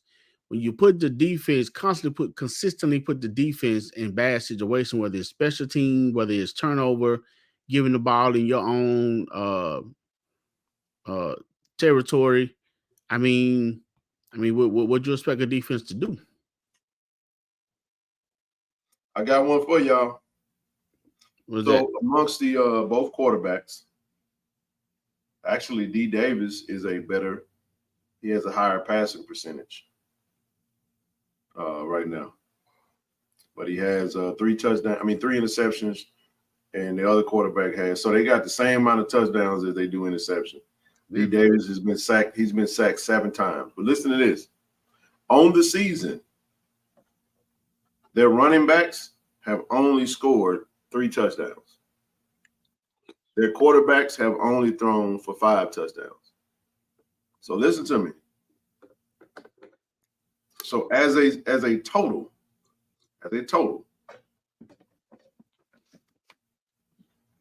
They got 1 touchdown that they scored on defense. So as a total, they have scored a total of 9 touchdowns the entire season. And one of them is a defensive touchdown. What are we talking about? So out of 5 games, they scored 8 offensive touchdowns. So what are we talking about? Why are we doing this right show? Well, no, we ain't doing nothing ourselves. We talking football. We have to talk our opponent. We have to break it down. We have to have some dialogue about it. I'm with you. But they've had a total of 8 touchdowns the entire season in 5 games.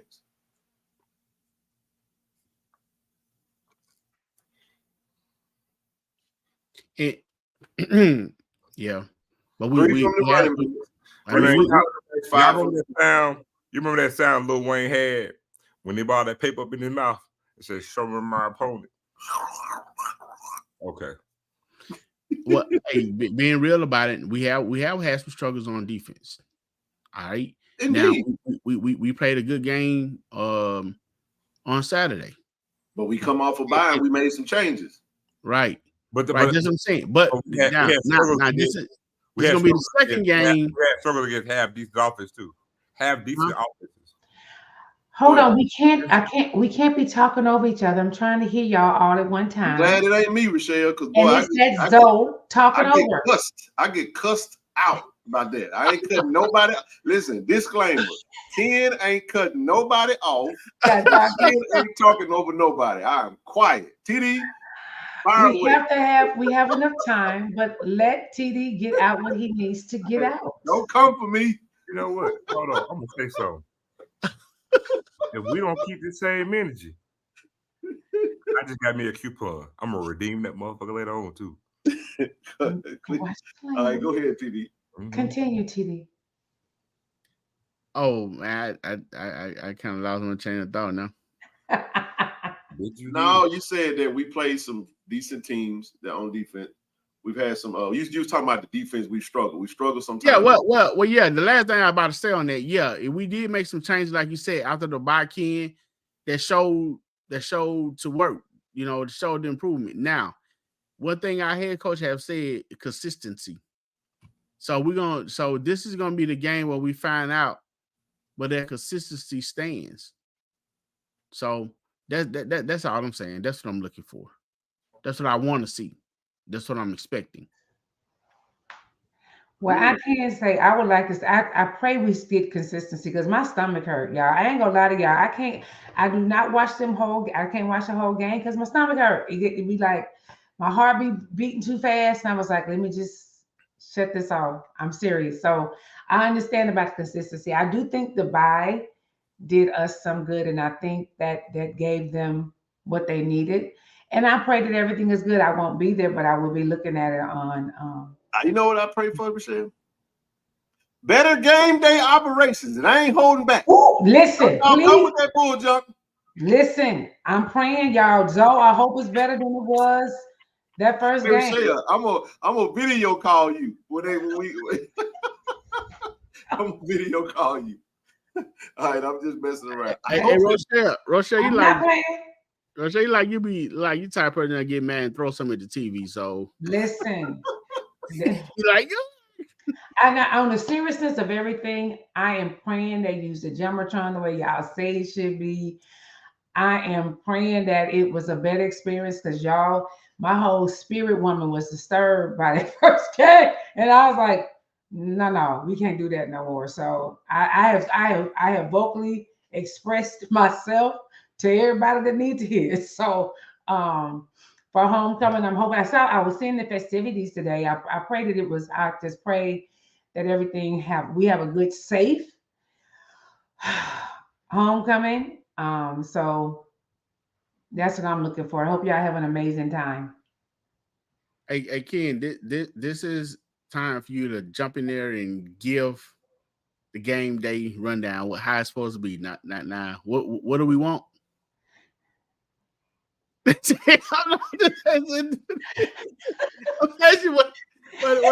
we?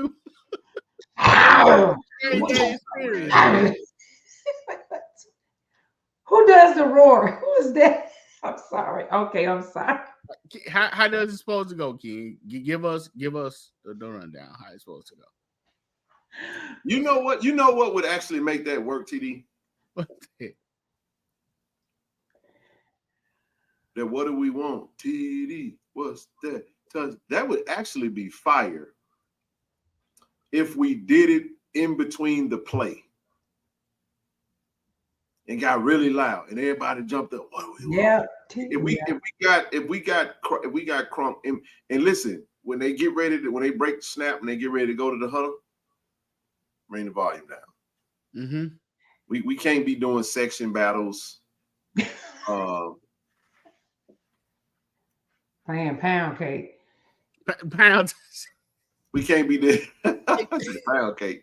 Hey, we can't be doing, like, again, we can't be doing section battles, man. When we over the ball, like we actually did get a false start Saturday, because there was a mix-up signal because they couldn't hear, and that can't happen, you know. And like I said, we're not trying to come down. And the boom is, we love the boom, and the boom is a valuable resource to the university, man. So people get into their feelings when you talk about it. We just talking about coming together as one and being in harmony.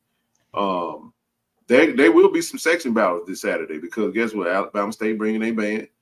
They got a big band. They got some what they call their dancing team. They dance girls. Is that some thickums? Are they the honeybees? Now the honeybees, the big girl. Oh, go big girl! What you gonna do? Go big girl! What you gonna do? Hey, they need to wear. Hey, let me tell you something, man. Them honeybees got some. Well, them honeybees, their confidence is through the roof. You hear me? When them girls be coming through that thing. Listen. I said, "Oh, look at them! The Stingettes. There they go. The Stingettes." They need to play the 200-pound song. I need a little. I feel like the Stingettes. A little weight don't bother me. Hey. Hey, a little. Hey, listen to me. I'm getting to Alabama State. I'm giving y'all props. I feel like with the J sets and the dancing dolls and the Golden Girls and them Stingettes right up there with they upper echelon. I like them Stingettes, man. They do their thing. They do. So I like Bama State vibe, man. I like their band vibe. They got a good. They stay true to who they are and they do it well. So kudos to them. I'm glad they coming. It's gonna be a really good battle, man. And the weather, how's the weather supposed to be? Weather gonna be perfect. Actually, it will be. I can tell you right now, it's gonna be kind of cool during the game. At 3. At 2, it's gonna be. So we, it was some rain today. Jackson's weather right now, as we speak, is 60 degrees right now. Oh, that's and oh yeah, for the game, you're looking at Saturday. There's a high of 77 and a low of 53. So it'll be perfect. That's nice football weather. Oh man, it's no cloud in the sky. So around 2 o'clock, it's gonna be probably 72. Oh. You know what I'm saying? It's gonna be perfect weather. Hey, Rochelle, by the way, say, man, listen, say it. Let me tell you something, brother. Personal preference is a personal thing. Hey, I'm gonna stay out of that conversation. I learned from my mama and grandma. Hey, just spread love and leave the rest of it alone. Hey, Rochelle, that the song I think through it. There's a song called Pound Cake, though. I mean that's done by Afro Man. Well, I think the song you were referring to was Pound Town. You don't want them to play Pound Town. You don't want that one. I don't want them to play nothing with Sexy Red. Sexy Red is a I think she's an industry plant. She's more than a moron. That was too nice, though. No. Real talk. I really feel like I'm not even joking when I say this. I feel like Sexy Red is an industry plant. Yes, designed to create this image that our young Black daughters and nieces, nephews, and cousins are going to see and going to sensitize them to an image that is just absolutely despicable, and we get acceptable. The stuff that's being, I'm like, there is no talent there, and I'm not trying to tear the young lady down. Man, she like Young Thug. She do, but this is my point. You got to ask yourself, why is the industry pushing her as hard as they are? Yeah. Usually, when you put that type of stuff behind a young lady that don't have no talent and all she's projecting is a horrible message. Now, I don't give a good god darn what nobody say. I'm raising daughters. You see what I'm saying? And my daughter gonna be with me at this game, and it's like, man, y'all know that the music is the greatest teacher in this world, man. Music has always been that way. Yep. So it just every time I see her, I'll be like, are we getting punked? Like, y'all can't be serious right now, bro. Like that lip gloss line, I knew that was not real. I was like, that's all I'm gonna say, because people feel how they feel and all that good old stuff, and I get the trends and all that, but man, if you go back into the 90s, when you look at hip hop, all hip hop was conscious rap. Queen Latifah, UNITY, Public Enemy, you had all these folk had messages, but it went from conscious rap to gangster rap, and that's when, and I won't get into that right there, but I'll say it this way. Some of the artists have said the people who own it, the prisons are the ones that own the record labels. So you start introducing a style of music that's going to be that when you start consuming it, it's going to lead to the population, your mind thinking this type way. You go out and listen to some crazy music, you drive faster. Run red lights, stop signs, and everything else. You know what I'm saying? It is designed to program you. But that's all I got on there. But that's why I was like, we can't be bringing the baby tigers out there talking about no Pound Town. Y'all know better than that. Come on now. Y'all know better than that. We ain't got to go down that road no more. Right. Because it's just some stuff like that. My daughter ain't listening to that mess. And then, I'm going to leave that alone, bro. I can go all day about that, because I feel I'll get on a soapbox about that in a heartbeat. But no, for real. I hope we have some great game day operations. We got to redeem ourselves from the first one. It's gonna be a great homecoming event. I think we're gonna have 50,000 in the stands. I really do. Welcome to old man. Hey man, I'm still young, bro. But it ain't about it. I ain't got no old ears. I listen to some of it. You know what I mean? But at the same time, it's just like you gotta, when the message is what it is, I just be like, my goodness, bro. But but Ken, we have to listen to it as parents. What I'm saying is that I had a friend who didn't realize what her child was listening to. I said, "Are you listening to what's being said?" And for me, mentoring that younger generation, I do have to listen to that music, because I need to know what they're hearing, because that stuff is horrible. Yeah, it was more balanced. You're right, Miss Sister Zakia. You're right. It was balanced. It wasn't just all that in the night. I'm talking about early 90s. But no, somebody said the Boom and playing her song. Yeah, her songs are trendy. They are. It's popular. They're not saying the words. But at the same time, somebody said 35 to 40K. We'll get over 40K. I think we should get over 40K. We should get over 40K. Do we hit 50,000? Yet to be seen. We'll see. We'll see. Yeah, but we know that though, Brother Mario. We're not talking about the reality of it is that, yes, that's what I'm talking about. When you can put some trash out there and people are going to still consume it. That's the point. But anyway, let's move on for Pound Town. Right. Okay. I just wanted to say one thing to Deputy. I'm gonna check, like I tell my whole son, just because everybody's doing it, don't still make it right. It's just as simple. It doesn't matter. But no, we were just talking about in the middle of the flow of the game, we playing the DJ and we doing a dance off on the field. That we don't need that. And I hope that don't offend nobody, but whoever made that decision, don't make that decision no more.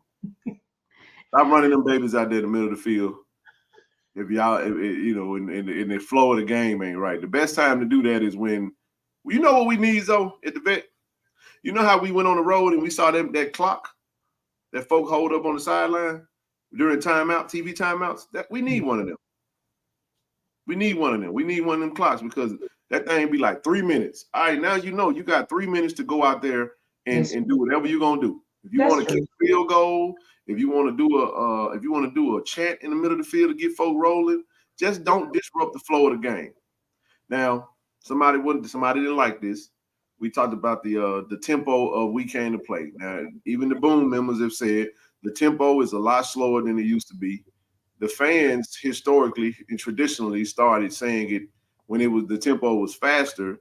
We chanted faster. That's a tradition at Jackson State games. After the national anthem is played, we play We Came to Play. Southern plays neck. Well, I do have to tell you, the tempo that they play it now is the It's actual correct. tempo. It's correct. I know. I said. That's why in the comments when I commented on it, I said the tempo is slow in parentheses, which is right. Oh, I ain't see it. I was responding to somebody. I was saying the tempo is correct, but historically, we're gonna have to adapt to the tone, and just it comes out real sluggish like because we're so used to hearing it faster. And it is what it is. So. But just let that moment be that moment. Let that moment be that moment, man. Let that leave that alone. We don't need to fix that. If for those who don't know, We Came to Play the song by Tower of Power. It actually came out in the early 70s. Yep. Thank you, Zoe. I know you would know the historical of every. Zoe is a band head too. Really? You want to find Zoe in the middle at the game mode with in the fifth quarter? He's gonna be somewhere in the middle of the field with the He's gonna be over there with Smash Time with Killer Kev and the whole shebang over there.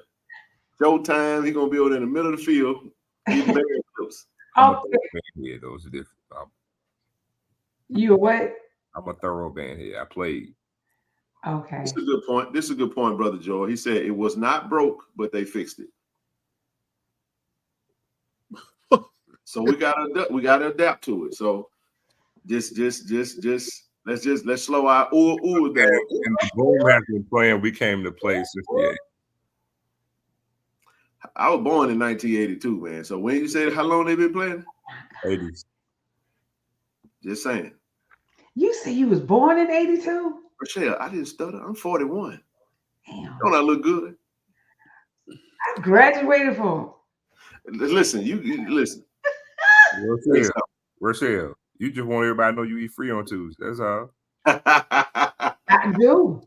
I go to Ross to get my discount while you playing. I get them all though while you playing. I just got my sisters at AARP. I played sousaphone. Dang, that boy played sousaphone. Really? Mm-hmm. Did you also play football? Mm-hmm. How you do both? 1958. It's different years, Rochelle. I ain't said at the same time. Well, I'm talking. Did you play football in high school, right? Mm-hmm. And you played the band in high school too? Mm-hmm. And junior high. And he went to Alcorn. And the parade started at what, 6 o'clock? What time the parade start? 8 a.m. 8 a.m. It's gonna be just nice. Hey man, listen, safe travels to everybody that's coming to the city, man. Let's turn the city up, man. Have a good time, be safe. Listen, if you're gonna be consuming alcohol, man, get you a designated driver.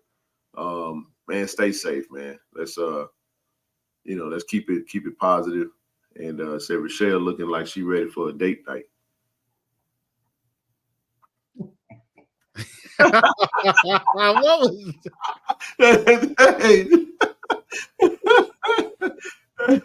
I just tried on this new lipstick and just see what it looks like. Nope, not today. Ain't no day today. It ain't been no day than ever. Yes, indeed, man. Somebody said that hawk gonna be biting out there at that parade. Yeah, it will be. So buckle up, bundle up. No, the Boom hasn't stopped playing the show. They played it several times this year. Oh, they played it they played it every game. Yeah. Mm-hmm. I played the third quarter.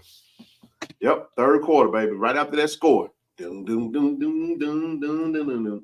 That's been the same thing year after year after year. Yes. So I see now a lot of folks did not they ain't come up there because they talking, they rather talk in the chat. which is okay. We appreciate that. We respect that. We're gonna, but we'll give y'all a little bit more time. I'm gonna go back to it real quick. Hey, this live after the game. the standard hoodie on sale right now. Where do you go? You go to KC-1400media.com. Go grab your hoodie. Go purchase your hoodie, man. They coming. They coming. These will be, I'm telling y'all, these gonna be fire. We all gonna be rocking these for the Blackout versus Texas Southern. Oh, they are fire. Telling you, man. Go get your hoodie, man. Go ahead and don't forget it. If you're watching this and it's not live, go to KC-1400media.com. Search the hoodie. We got every size, small all the way up to 4X. And things will be they'll be in your mailbox before the game. Hey, Ken, can you put up that rundown again of homecoming festivities? Absolutely, I sure can. Let's go. Here we go. All right. So this Friday, 4 p.m. Now, mind you, we got day parties going on Friday. We got the Yard Fest going on Friday. But at 4 o'clock, the stadium ticket office will close at 4 p.m. Okay. At 6 p.m., the tailgate lots, as well as the farmers market tailgate and parking, will open up at 6 p.m. First come, first serve for that parking. On Saturday, 8 a.m., the parking lots will open up. TD, the boom with the parade will be going on, of course, but the parking lots will open for those that don't intend on making the parade. They can get in the parking lot at 8 a.m. 10 a.m., the stadium ticket office will be open right after the parade. So if you want to purchase your single game ticket, get your darn tickets, go to the stadium ticket office at 10 a.m. It'll be open. 11 a.m., stadium gates open. The game is a 2 p.m. kickoff time, so the stadium will open 3 hours before the game, 11 a.m. At 11:20, the JSU alumni band will enter the stadium. The Tiger Walk, the players will pull up at 12 p.m. And if you're in the tailgate area, pull up over there, shower these young men and coaches with nothing but love as they get ready to enter the stadium to take on Alabama State. 1 o'clock, the boom gonna pop up in that thing. And then, Alabama State band gonna come up in that thing afterwards, and then it's gonna be a kickoff at 2 p.m. man. We're gonna have a good game. So that's the breakdown. And the key to the game, TD, is the man with the sludge hammer. Get him the ball. Those gonna be the two. Tony O'Donnell gonna have 2 sacks, and DJ Stevens gonna score a touchdown versus Alabama State. I'm calling it right now. I like it. All right, so just got word. Farmers market prices for parking. Cars, $100. RV, $225. I'm gonna say it again. Yeah. Farmers market pricing. Oh yeah. Cars, $100. RVs, $225. Dang. Deuce and a quarter. Now, you still have the parking over at Smith Wheels in the shuttle. Visit Jackson. Shout out to Visit Jackson. Well, we got to do it to you because you buy one ticket, you come to one game. So we got to do it to you. I mean, it's a good fair trade off to me. I ain't going into the ticket prices when it comes to homecoming. I'm not trying to create no enemies tonight. But I just tell you like this right here, man. I took all your bullets. That's okay. I'm reloaded. I take all your bullets. Hey, the prices are for tailgate, by the way, just so y'all know. Those are tailgate prices. Those are not parking prices. Tailgate, $100 for the farmers market and $225 for the RVs. Those are tailgate prices. Okay. Wow. What up, Doc? So yeah. And what's the color for Saturday? So it's blue out, but it's also for those that want to observe pink for breast cancer awareness for this month. So, ladies and gents, rock your pink with your navy and pink. How about that? I just wish we started rocking purple too. Was pink and purple. Pink and purple are the colors for the month.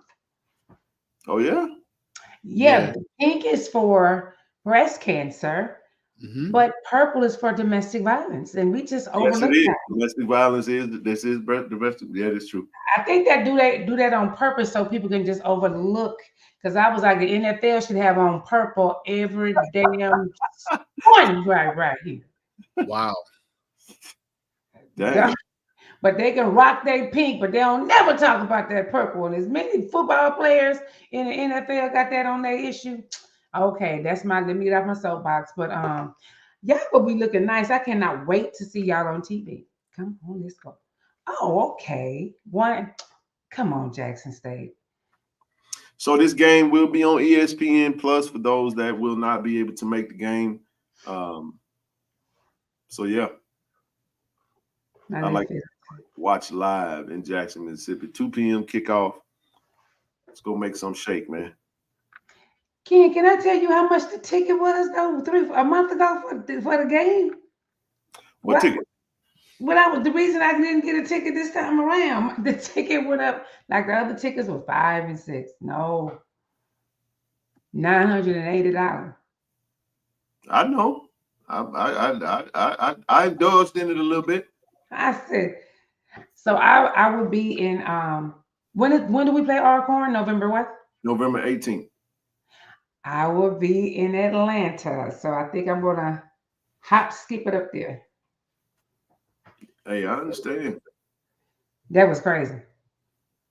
Disturbed my whole spirit. I said $980, and that was the economy one. They ain't talking about that's the one in the back of the bus. That's the one the back of the seat. No, we couldn't do 980. Hey, speaking of, hey, I'm okay. I hope we don't get the same referees, man. Cause we You won't. They rotate. It's crew. Good. So I'm telling you, with the same crew we had Alabama and with the same crew for the Southern game. That means we're gonna have a team that they're gonna have a referee that was at Bethune-Cookman. We're gonna have them again. Not necessarily so, but possible. They're the ones that did the Southern FAMU game. We don't have that many referees. We ain't got that many good ones. No, we have quite a few officials. You got that many good ones. But they work in crew. Sorry, bro. I know you're probably watching, but I ain't trying to take no shot at you. You actually do a pretty good job. It's the rest of the crew. So for a lot of people that don't know, they assign crews. So they don't just pick referees and like different and sum them together. They work as a team. Oh, wow. So the same unit that works one game, they'll work the same crew work the next, someplace else. They move around in groups. Well, thank you, Zoe. God dog it. Zoe knows football. You know a little something. Hey, kid, look at EA, man. Can we throw EA out the window, man? Yeah, you flirting with disaster over there, bro. I know I can make some folks happy if I zap you a little bit. Oh, you know what? I'm actually glad you said that, brother, because I got something that I want to talk about. Boy, you just reminded me. So thank you. I appreciate you. You're with your nonsensical stuff, right? Check this out. Jackson State can play for a potential to go to the playoffs. Hypothetically speaking, we win the next 5 games. We finish 9-2, just hypothetically, and we get a playoff berth, potentially. I'm sorry to tell you, EA, if Jackson State go to the playoffs, Jackson State going to the playoffs will overshadow the SWAC championship. I'm telling you that right now. Because we shouldn't have been there, huh? We'll watch it. It'll still be a thing. But I'm just telling you right now. That's my take on that. Now, will we still be playing if we go to the playoffs? We would have to win to keep playing. SWAC championship is usually the first weekend in December. I'm telling you right now, because I do feel like even if they send us to North and South Dakota, I'm not saying we'll be, in order for us to play on the same day as the SWAC championship, we have to win a game because the SWAC. Keep in mind, the first round of the playoffs is the same weekend as the Bayou Classic. Okay, so that means we would have to win like 2 games. But just imagine if Jackson State do go to the playoffs and actually win a game, because there was a lot of people when our previous coach was here that they were pushing Jackson State playoff. Let me tell you why I'm saying that. The brand that is Jackson State, the residue of our previous head coach. I like that word. I got that word from KT Dub. You know what I'm saying? The residue of a Jackson State. I'm not saying that it'll be on the same day, so don't take it the wrong way. I'm just talking about for dialogue. I said if we get a chance to go to the playoffs, that will be a pretty big story in the FCS playoff situation, because believe it or not, this FCS playoffs really don't get a whole lot of TV time outside of when they go to Frisco or whatever they go to play the championship game. You know what I'm saying? So the Celebration Bowl is a big thing. I'm not saying the Celebration Bowl. I'm just talking about the FCS playoffs. The SWAC championship, if we're not playing, then because I know how people are going to take what I'm saying and flip it.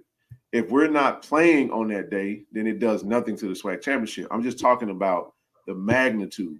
So maybe the comparison is when FAMU played Southeastern Louisiana as opposed to, like, they went and did it. It was like, okay, it was a game. We watched it. They lost 35-0, whatever.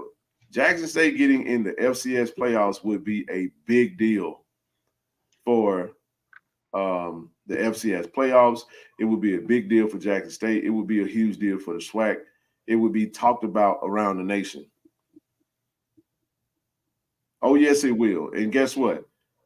There is no team in the conference that will travel the way Jackson State would travel. So there is some money to be made for whoever would host Jackson State. I don't know. Brand recognition. What you say, Zoe? It's going to depend on who we're playing. I mean, we're going to take some folks. There's some people that, you know, I ain't saying we're going to pack the stadium out. If we in the South, we will, because that'll be the last game anyway. Folks, you know, we ain't got nothing to do. We ain't gonna have nothing to do. I mean, I'm just saying, we going. We're gonna be some buses pulling up out of Jackson to go there. I'm just saying, I do feel that way. I just think it'll be a big story. Now, a lot got to happen. Trust me when I tell you, even if we do win out 9-2, it still ain't no guarantee that we would even get in there, because we're not even ranked in the top 25 right now, even from a coach's standpoint. So we got to get back in the conversation. Just a hot take. Put Jackson out to see what happens. I mean, I still don't get the concept of not getting paid for those games, though. No. You're not going to have a sold-out stadium regardless, bro. Y'all be playing in fantasy land, EA. Y'all don't sell out nothing. When are y'all going to sell out what? Y'all didn't sell out who? And sell out what? You mean like if y'all play in the – okay, so maybe y'all have a sellout for the SWAC championship if y'all host the SWAC championship. And that's a strong possible. That's possible. It's possible because you got a smaller stadium. That's possible. But to sit there and act like the Celebration Bowl is going to be sold out if FAMU versus North Carolina Central, that's not real. Nah. That's not happening. It's not happening. It's hyperbole. FAMU is deep in Atlanta. FAMU is real deep in Atlanta. But I wouldn't even venture to say that they will sell out. See, that's what I'm saying. I'm not doing this with y'all, bro. I'm not having that conversation. I'm telling y'all ain't selling out no damn Celebration Bowl. You're not. But it's a good conversation to talk about. So win the SWAC championship. The reason why I don't believe they're gonna sell it out. Oh, I don't either. But the reason why they got a big following, it got a big they do in Jackson too. They do. FAMU does well. FAMU does well in Atlanta. I agree with you. But hold on. But the thing with that is, I can actually go back to the last. I can go to the Southern game they played in Atlanta. I can actually go to the last time they played Tennessee State in Atlanta. It wasn't magical numbers. Well, Celebration Bowl will be a little different because there will be some support from other schools. It ain't gonna be because of FAM. It's gonna be because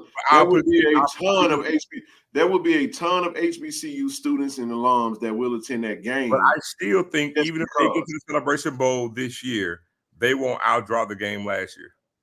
Oh no. Dude, this will be fun, man. Yep. Bro, you get Jackson State, Tennessee State, first round of the playoffs, dog. Ooh, that would be a Southern Heritage Classic. But Tennessee State looking like anyway. They ain't got no Man, fans, man. Just ain't got no damn fans. No, I'm just saying in the playoffs, though. I'm just saying in the playoffs. I ain't talking about sellout. I'm just talking about the magnitude of the game. That would be kind of fun for us to do. So who gonna host that game though? That's the question. Because you can't neutral site a playoff game, can you? Steve, the attendance was 50,000.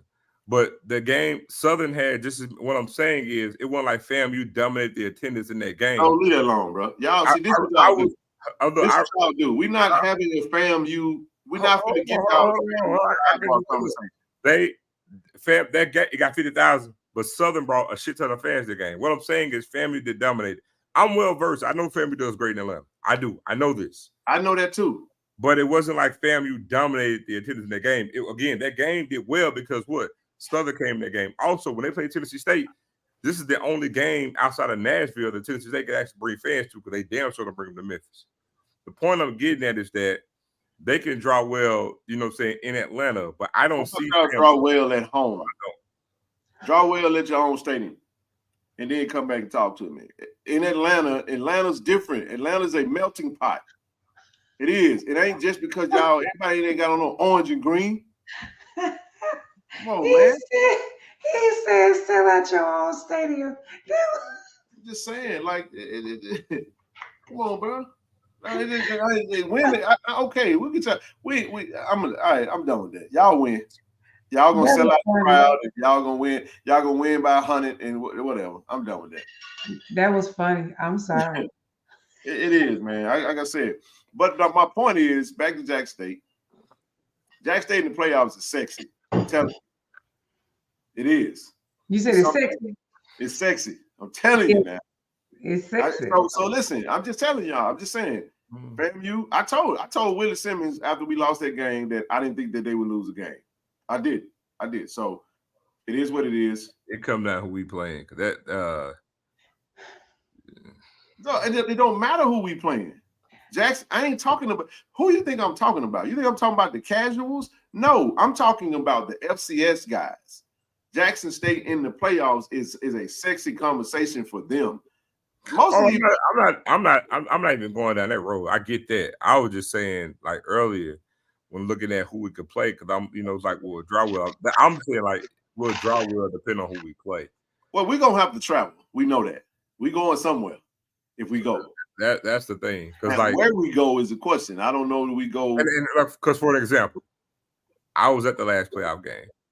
It wasn't a lot of us there. Now, granted, that was a long ways away. Hold on. So where we was at? Marshall. Where's Marshall? West Virginia. I mean, I know that already, but they have a different format now. They try to go closer. So somebody give me a team that's close in the South right now that's playing well in the playoff that would probably get in there that we would probably see. Just hypothetically, who we would probably see. Now Tennessee State, you would hope to play them. You would hope to play TSU in the playoff. Now that would be sexy. So that's OVC. That's OVC though. But we would play them though. But now if you talk about SoCon, that's like ACC country. I ain't talking about SoCon. I'm just saying like Southeast Louisiana is Southland. Who playing well in the Southland right now?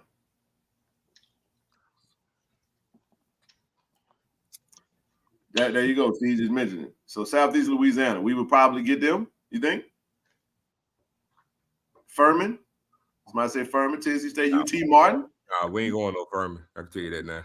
UT Martin. I did think about UT Martin. Jack State versus Montana State. What do you say Montana? We ain't going to Montana, Deputy Mario. What do you mean? All these teams we gonna bypass. Stephen F. Austin. Okay. I don't think we go there neither. Incarnate Word. We're gonna have less than what we had at Texas State. Hey, Hey, UT Martin. Hey, I like it, man. UT Martin got 2 former Tigers on that team. Michael Please and UT Martin, UT Middle Tennessee State. It's FBS. UT Martin is that one probably would travel good because it's not too bad from Memphis. What is it? Chattanooga? No, it's in Martin, Tennessee. Oh, Martin. Okay, Martin. Okay, gotcha.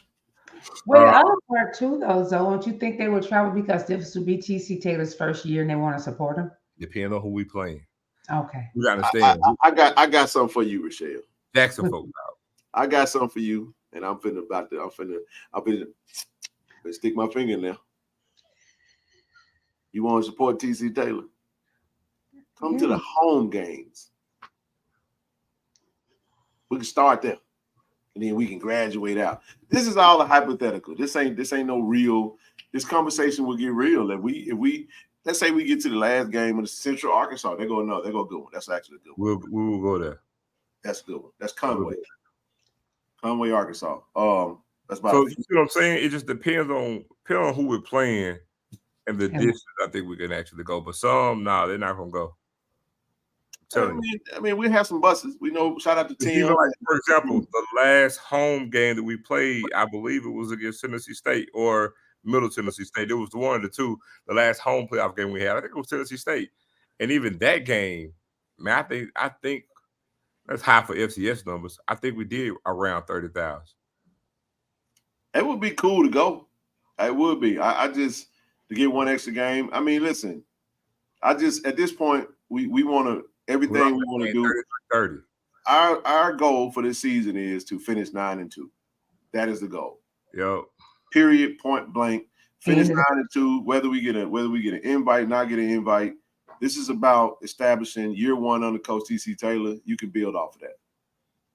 You can build some solid stuff because that would mean that our last loss would have been against that.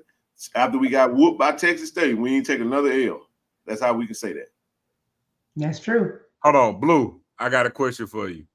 If Jackson State made the playoffs, if you had a choice, who do you think Jackson State would have to travel to play? I know it's far-fetched, but we're asking for a reason because we're trying to think of an attractive game. Just something to kick the tires on. Just come up on the screen, Blue, because I wanted to ask you that too. Because like Western Carolina, ain't about Jackson winning that game. Anybody Jackson won the game. Say that now. They're not going.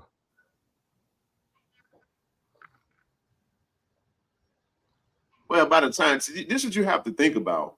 That would mean that we would be on a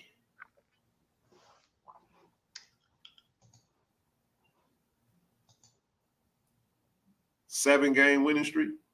Yep. That means we'll be pretty hot. Memphis, Tulane, those are all FBS schools. We ain't playing them. Okay, look at Blue's choices. Now, I will say this. Tennessee State. The four that he put, Jack State fans will go to. But now, the one game I believe that you will see the least amount of fans will be Chattanooga. The rest we will go to, for sure. Where is Mercer? Mercer's about an hour south of Atlanta. Huh?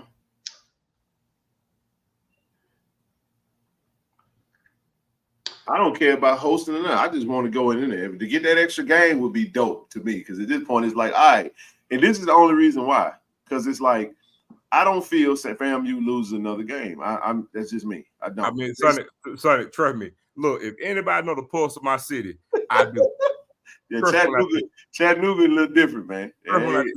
Yeah, that's on the other side of Nashville. But a Blue suggestions of those three, I'm telling you, UT Martin, Tennessee State, and then, hold on, JSU fans, because I got to say this.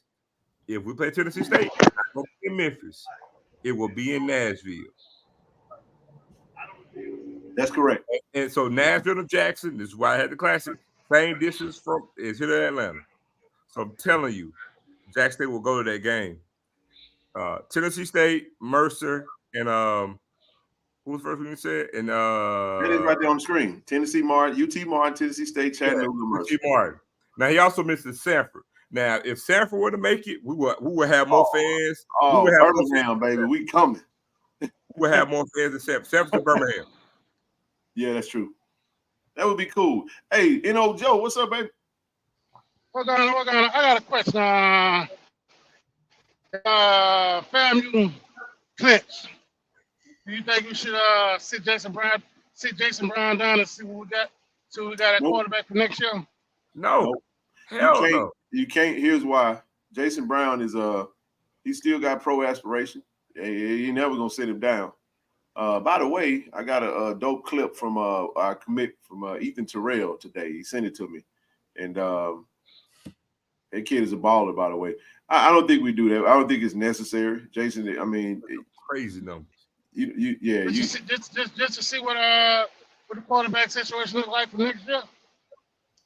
Well, we already see what we got. I don't think we need to do anything to know what we got. We already know what we have as of right now. Plus, we're bringing in a young stud, a young freshman stud, with the potential of even a portal transfer. So, I don't think it would be necessary. No, I don't think you do that. It's a disservice to Jason as well. You know what I mean?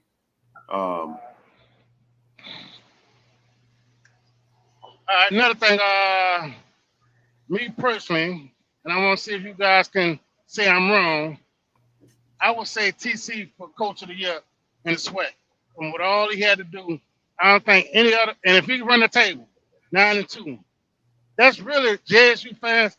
That's really a damn good season for a first-year head coach to go to revamp a whole new roster. That's really an awesome season.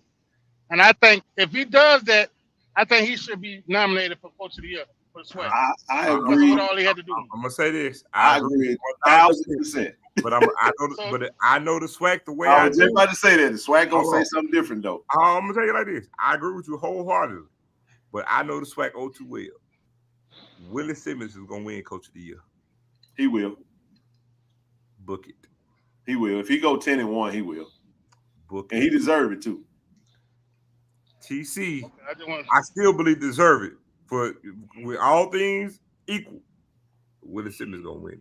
Well, you have to because he finished like you. What you look at outside of Prime losing twice to Prime, he was 9-2, 9-2, and he actually improved. And then if he goes on to win the SWAC, you got to give it to him. You have to. It's kind of you splitting hairs. But to your point, if it was really, really, really, like all things considered, at the end of the day, SWAC champion usually wins the Coach of the Year. We don't do it. I'm gonna leave that alone. We don't really do ain't no real voting journalism going on when it comes to the awards and the SWAC. It's kind of the obvious. You can almost tell kind of how it's gonna go. So Willie Simmons will win it if he. I'm rooting for prayer. So y'all telling me any other coach? Y'all think any other coach in the SWAC could have had the situation JSU had and did the same thing? That's not. That's what we're saying. Hold on. One doesn't equate to the other, but it's a two-man race right now, to be honest. Yeah. And it's between Willie Simmons and TC. And let me just say this. If Willie Simmons goes, if he goes unscathed for the rest of the season and win the conference championship, he has a rightful place to stake his claim to win it. He does. And that's not to discredit anything that you said, because two things can be true. But you can't have him fall back 2 years in a row like he did against Prime, being one game away, and then you get the monkey off your back and actually do it and beat Jack State in the process. He has to stake at the claim. Also, in the same vein, because I can still raise it to say TC Taylor came in to a roster that literally lost, almost 70 guys off of it. All the stuff that, with the turnover. Then you look at the season, and if he were to go 9-2 with that, he has a rightful argument to stake a claim to win Coach of the Year. So I can see it both ways, but I'm just telling you, I know the SWAC. Willie Simmons went out. I don't care what TC do. You can throw all this stuff out the window. It don't matter. Willie Simmons win it. All right, one more thing. This is just a suggestion. Maybe y'all can get this to Coach Maurice Harris. I think Jensen should have more be in the offense more. Maybe they can move him out to the slot.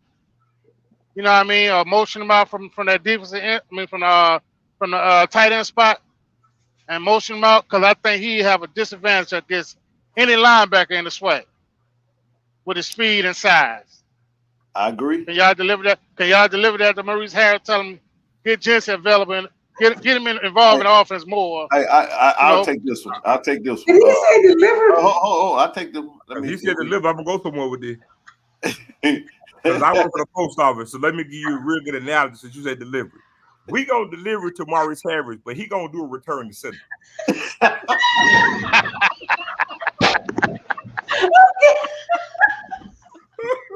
Oh my God! That was my point. Exactly. You deliver it. Deliver. I'm gonna deliver it to him, but he gonna do a return to center. Certified. No. I know. I just think. Here you go, Zoe, right there.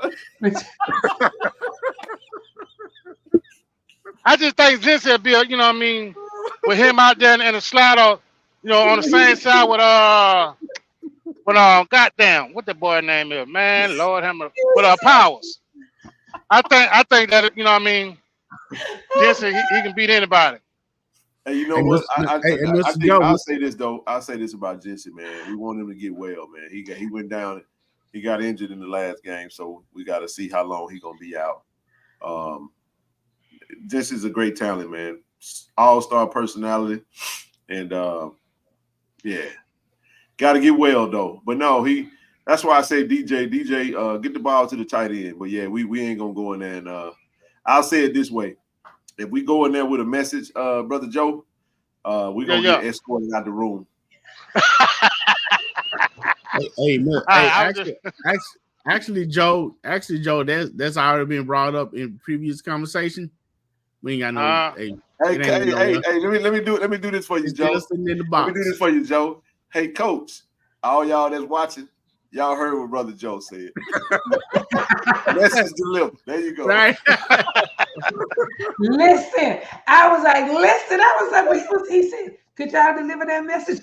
Hey, Brother Joe, I appreciate you, man. I love it. Whether regardless of whatever, man, to come. We love for folks to join us, man, to come up and ask their questions and all that good stuff. But you got a great point. Get the ball to the tight end. We love it. We love to see it. And I think the tight end should have a big game Saturday. I also think they should go back to that 3 tight end set.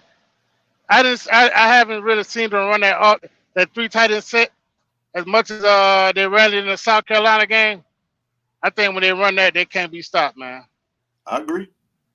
Am I wrong on that, or have they been running a lot? Or I think we just need to mix it up a little bit more. They're doing a really good job. I think they're doing a really good job. But at the same time, we started the season hurt. So we're getting healthy now. So now that you got 7 coming along, you see what I'm saying? You got some studs coming back.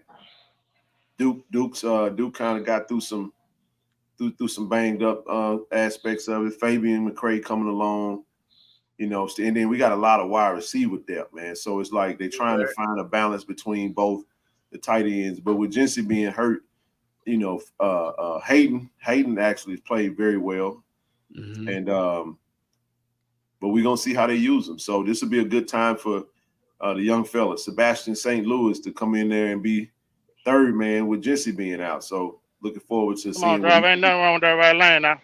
Ain't nothing wrong with that right lane, driver. You can get on over. Oh shit! I'm sorry. Sorry about that. My bad. My bad. My bad. I'm gone, man. I'm gone. I'm watching. I'm gonna get off, man. I'm sorry. I'm gone, man.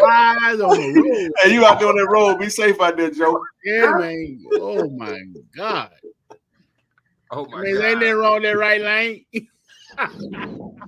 Man, he sound like Boomhauer on the King of the Hill, man.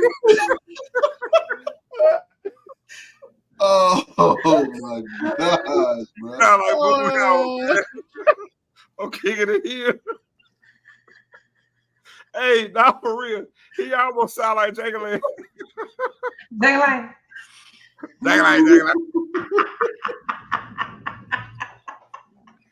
Out of that.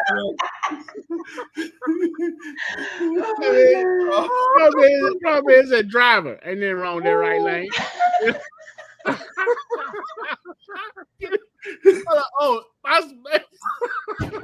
got Oh my gosh, boy. Oh, Lord man. have mercy. Laughter is good. Tell Coach Harry what to Mike do. B, what's up, Mike? That's Look, laughter is good for the soul. That just we Welcome just to the all we channel, needed brother. that good laugh. That was hilarious. Hey, any more channel members out there, man? Appreciate the support, big dog. Come on in this thing, man. What level we got? What level we got? I don't think it said. It just says member. Well, All listen, good. it's 9:30. I got to go do no. Y'all not gonna be on Friday, right? Because y'all gonna be partying and having a good time. So listen, I'm glad you brought that up. Friday, I plan on going live from the yard. Okay. We're gonna get some live content brewing out there on the yard. Platinum, baby. There we go. Got that platinum. Shoot me an email, Mike. That's my brother right there, man. That's my brother right there, man. Hold on just a second. Mike, shoot me an email, bro. I'm gonna add you to the platinum chat. And keep in mind, y'all, all platinum members get discount off merch.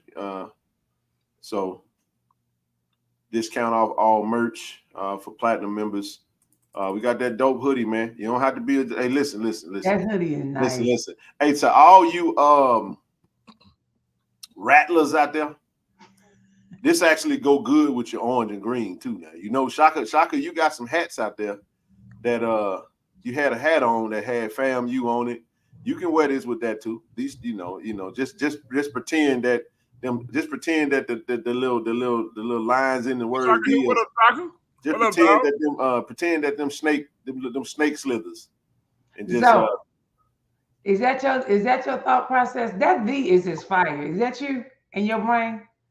This is actually Brother Merch Bag. This Merch does a lot with us and I had absolutely zero to do with that. Okay, it's Brother Merch. That's tight. Shout that out is to so you, tight to me. Hey, listen, they are available for purchase right now. You will have your hoodie before the Texas Southern game, and it is a blackout. So go ahead and get. You can wear anything you put on your body, sir. Shaka, you can wear that, brother. I support you. I stand by that. Just send me a photo when you do it, bro. Listen.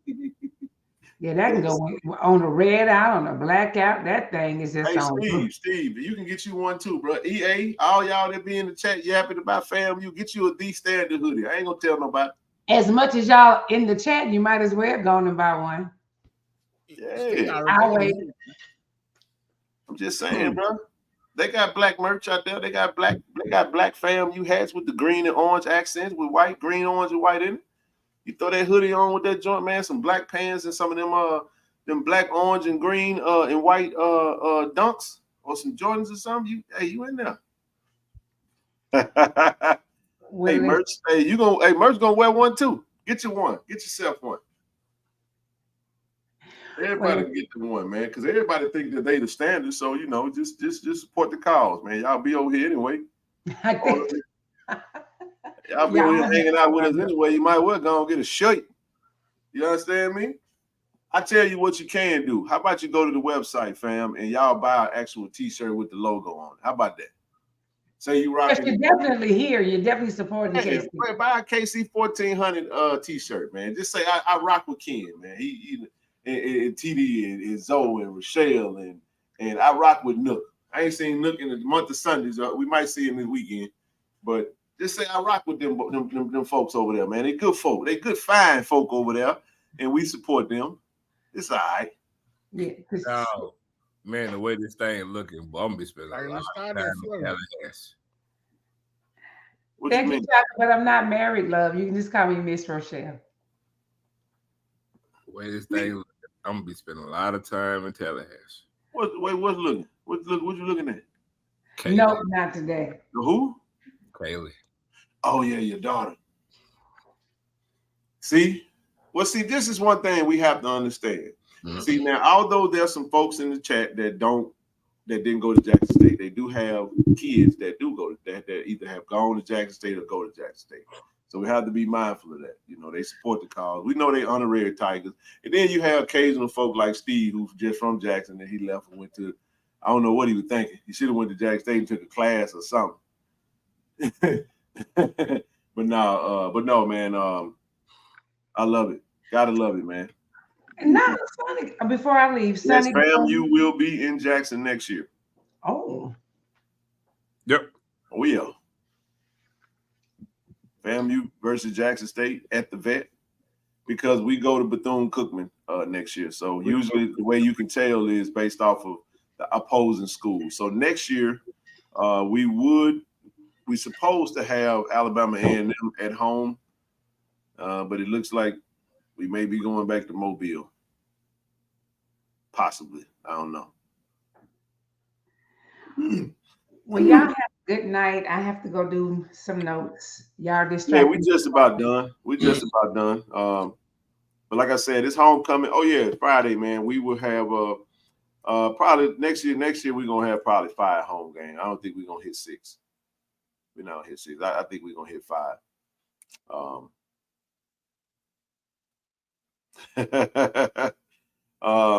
But no,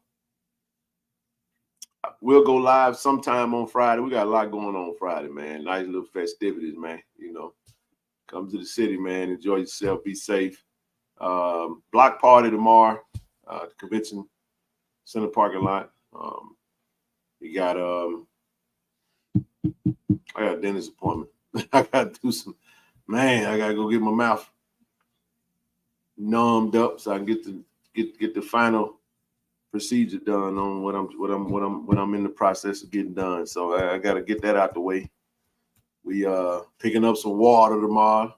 You know what I'm saying? We got a lot going on tomorrow, man. And then Friday, of course. So, hey, y'all hit us up, man, when y'all come in town, man. Huh? Go get your towels. Go get your towels from the eat. Get that hoodie, man. Get that hoodie, man. Go to the website right now. Put your order in for the hoodie. We got 4Xs, man. We got the 4Xs and the 3Xs. Got all that. Got the big boy, big girl, all that good stuff, man. Go to KC-1400 Media. And then if you need any logo T-shirts, yes, hit me up. Hit me up. I'm here. I'm on scene with merch with the T-shirts. Now I ain't got the hoodie. The hoodie is gonna be delivered to you before the game. So go ahead and get your merch. And if you tuned in and it's not live, you can go to KC1400media.com and you can purchase yourself a hoodie. Yes, ma'am. Yes, Lord. That's all I got for tonight, man. Again, say a prayer for Grandma, man. Grandma, she gonna be good. Like I said, I'll be up there first thing in the morning to go see her. And before I go get my dentist appointment out the way, y'all go purchase your Raid. I don't know what that means. But It's a honeybee thing. oh yeah. I ain't even think about it, man. Yes, indeed, man. Yes, indeed. But nah, I'm done, man. It's a good show, man. Appreciate everybody for tuning in, bro. I really do. It's always fun to be able to sit down and have a great outlet to talk about I love Jackson State University, man. And so you'll see us on Friday. We will not be doing a Friday night show. We won't do a Friday night show Friday night. We'll do some daytime stuff. So be on the lookout for a lot of content. We'll try to grab as much sights and sounds as possible throughout this homecoming week. But we're gonna go enjoy the festivities, man. We can't be sitting in front of the computer on Friday night, man. So we'll see y'all on Saturday. We will do Tiger Talk Saturday morning. We did not do Tiger Talk. So the reason we not doing a Friday night show, because we will be live on Saturday morning. So I'll go ahead and do my prediction now. I got Jackson State winning 31-13. Jackson State 31-13. I give them 1 touchdown and 2 field goals, though. What's that look, man? you sit here and kept all this doggone show about that damn defense and come back with some 31-13. We're gonna eclipse 30 on these boys. Lord have mercy. If they can say Jason Brown gonna have 2 fumbles, I can say that right there. See that right there. That's better than Muhammad Ali rope-a-dope right there. he just Styles make fights, though. Styles make fights. He just did all that right there, man. We got a lot of heavyweight punchers. Styles make fights. 31-13. Jack State. 28-13, something like that. 31-13. That's what I got. 41. Yeah. You said 41. Did I stuff? 41-10. Dang. What you got, TD? Hey, man, 35-7 at the half. Oh, TD don't do scoring. No, I don't like doing scores, but I mean, if I had to say something, I'd say 28. 28-13. You sure don't? I mean, same thing. You did all this capping for the damn defense. It's reality, man. I mean, you gotta understand, them boys not gonna come in and lay down, Zoe. Okay, well, hold on. What you call 28 points then? That means we went and handled business. Hold on, man. You said they ain't gonna lay down. What's 28? No, we can get 28 without them laying down. Right. Oh my God.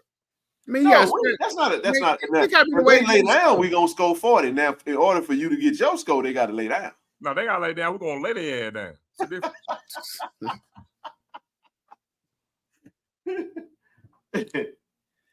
As other folk be on the side, man, I can see number 1 on the sideline pointing at you, though. You know what? You will see it. I got 26 division. I ain't gonna see none of that shit. Hey, we be over there with them anyway. We probably gonna have to stay on our side this time. I'm gonna be on our side. I ain't gonna sit over there with them Hornets this time. Just 28 points in the crazy amount, though. No, it ain't a crazy amount, Blue, but you wouldn't hear when they were talking about this stout defense. Hey, you gotta understand. Hey, like I said, you gotta call it like it is. You right. I don't know why you sitting here capping like this defense wasn't solid. They ain't gave up. All I'm saying is that I feel like we will be the first team this season to get past the 30-point mark. Okay, then. Well, that's all I'm saying. If we get past 30, what are we talking about the defense for? And that means we overcame the defense. That means that I believe in our offensive coordinator to do enough stuff to overcome the challenges that the defense presents. Okay. That's all we're saying. Okay. Right. And then use the aggression against them. And if they offense is bad as they Ken said they are, and they be their defense on the field a long time, come the end of the third or fourth quarter, that's when you know, the horses get loose in the backfield, bro. TD, if your auntie had a pickle, she'd be on. What he got to do? What are you talking about? What are you saying about that? Zoe, not in this era. Oh, I ain't touching I'm gonna leave that alone. We ain't going down that road. Not in this day and age. All right. Your auntie. No.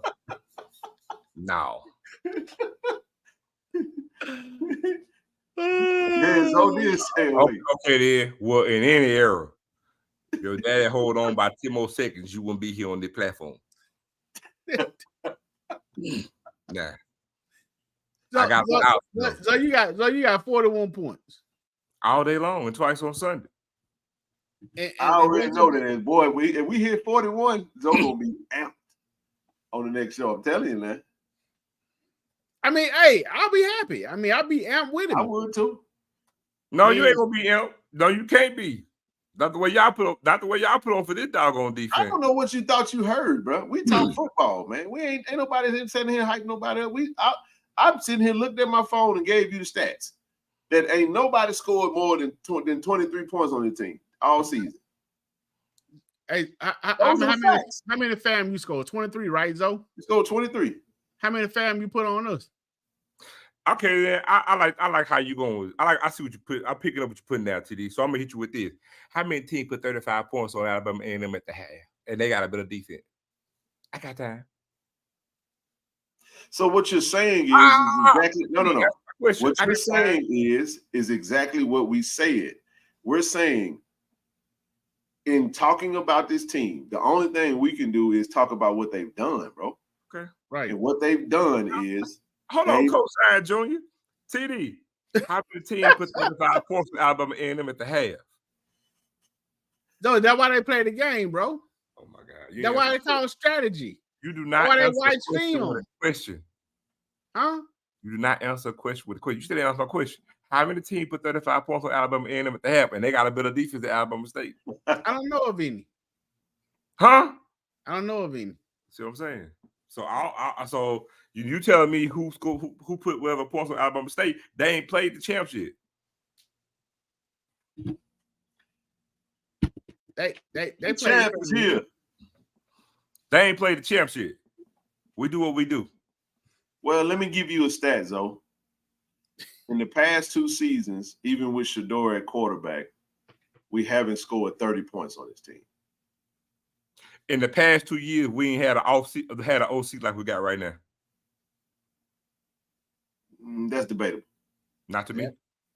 That's debatable. We're gonna eliminate Cosign Jr. because he gonna co-sign everything you say. Not to me. No, what I'm saying is that even with that being said, though, there has been some question marks this season. Huh? There's been some question marks this season. Who got the best offensive conference? It ain't us.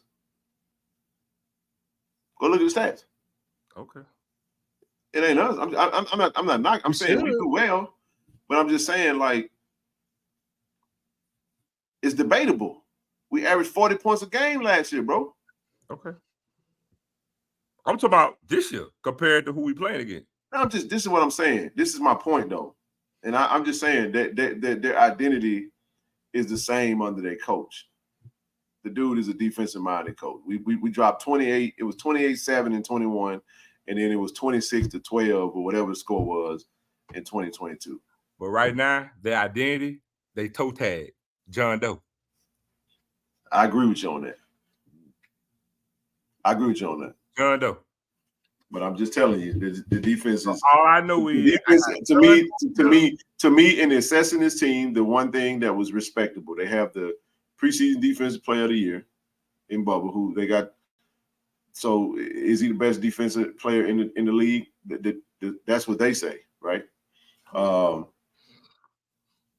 And they've lost games, but they lost close games, and they lost games, and their goal is to stop you from scoring, because they know they're not going to score much. The defense got to help them out, so they lead with defense.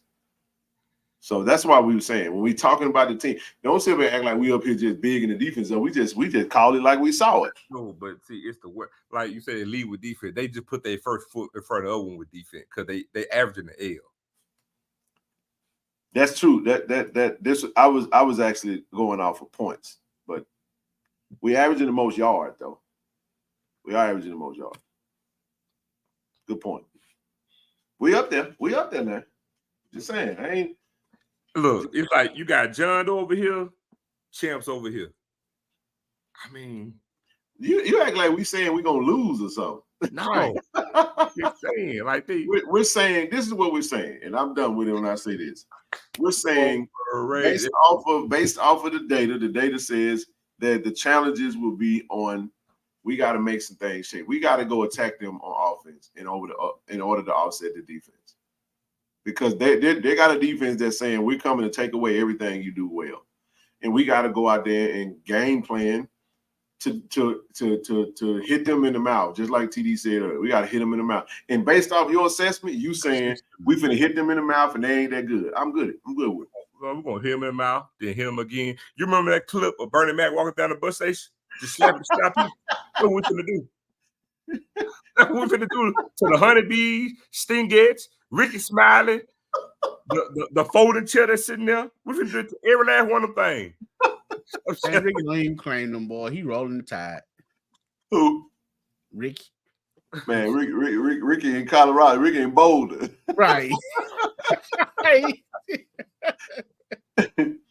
Yes, I mean, so just understand, man. I mean, We look at the numbers, bro.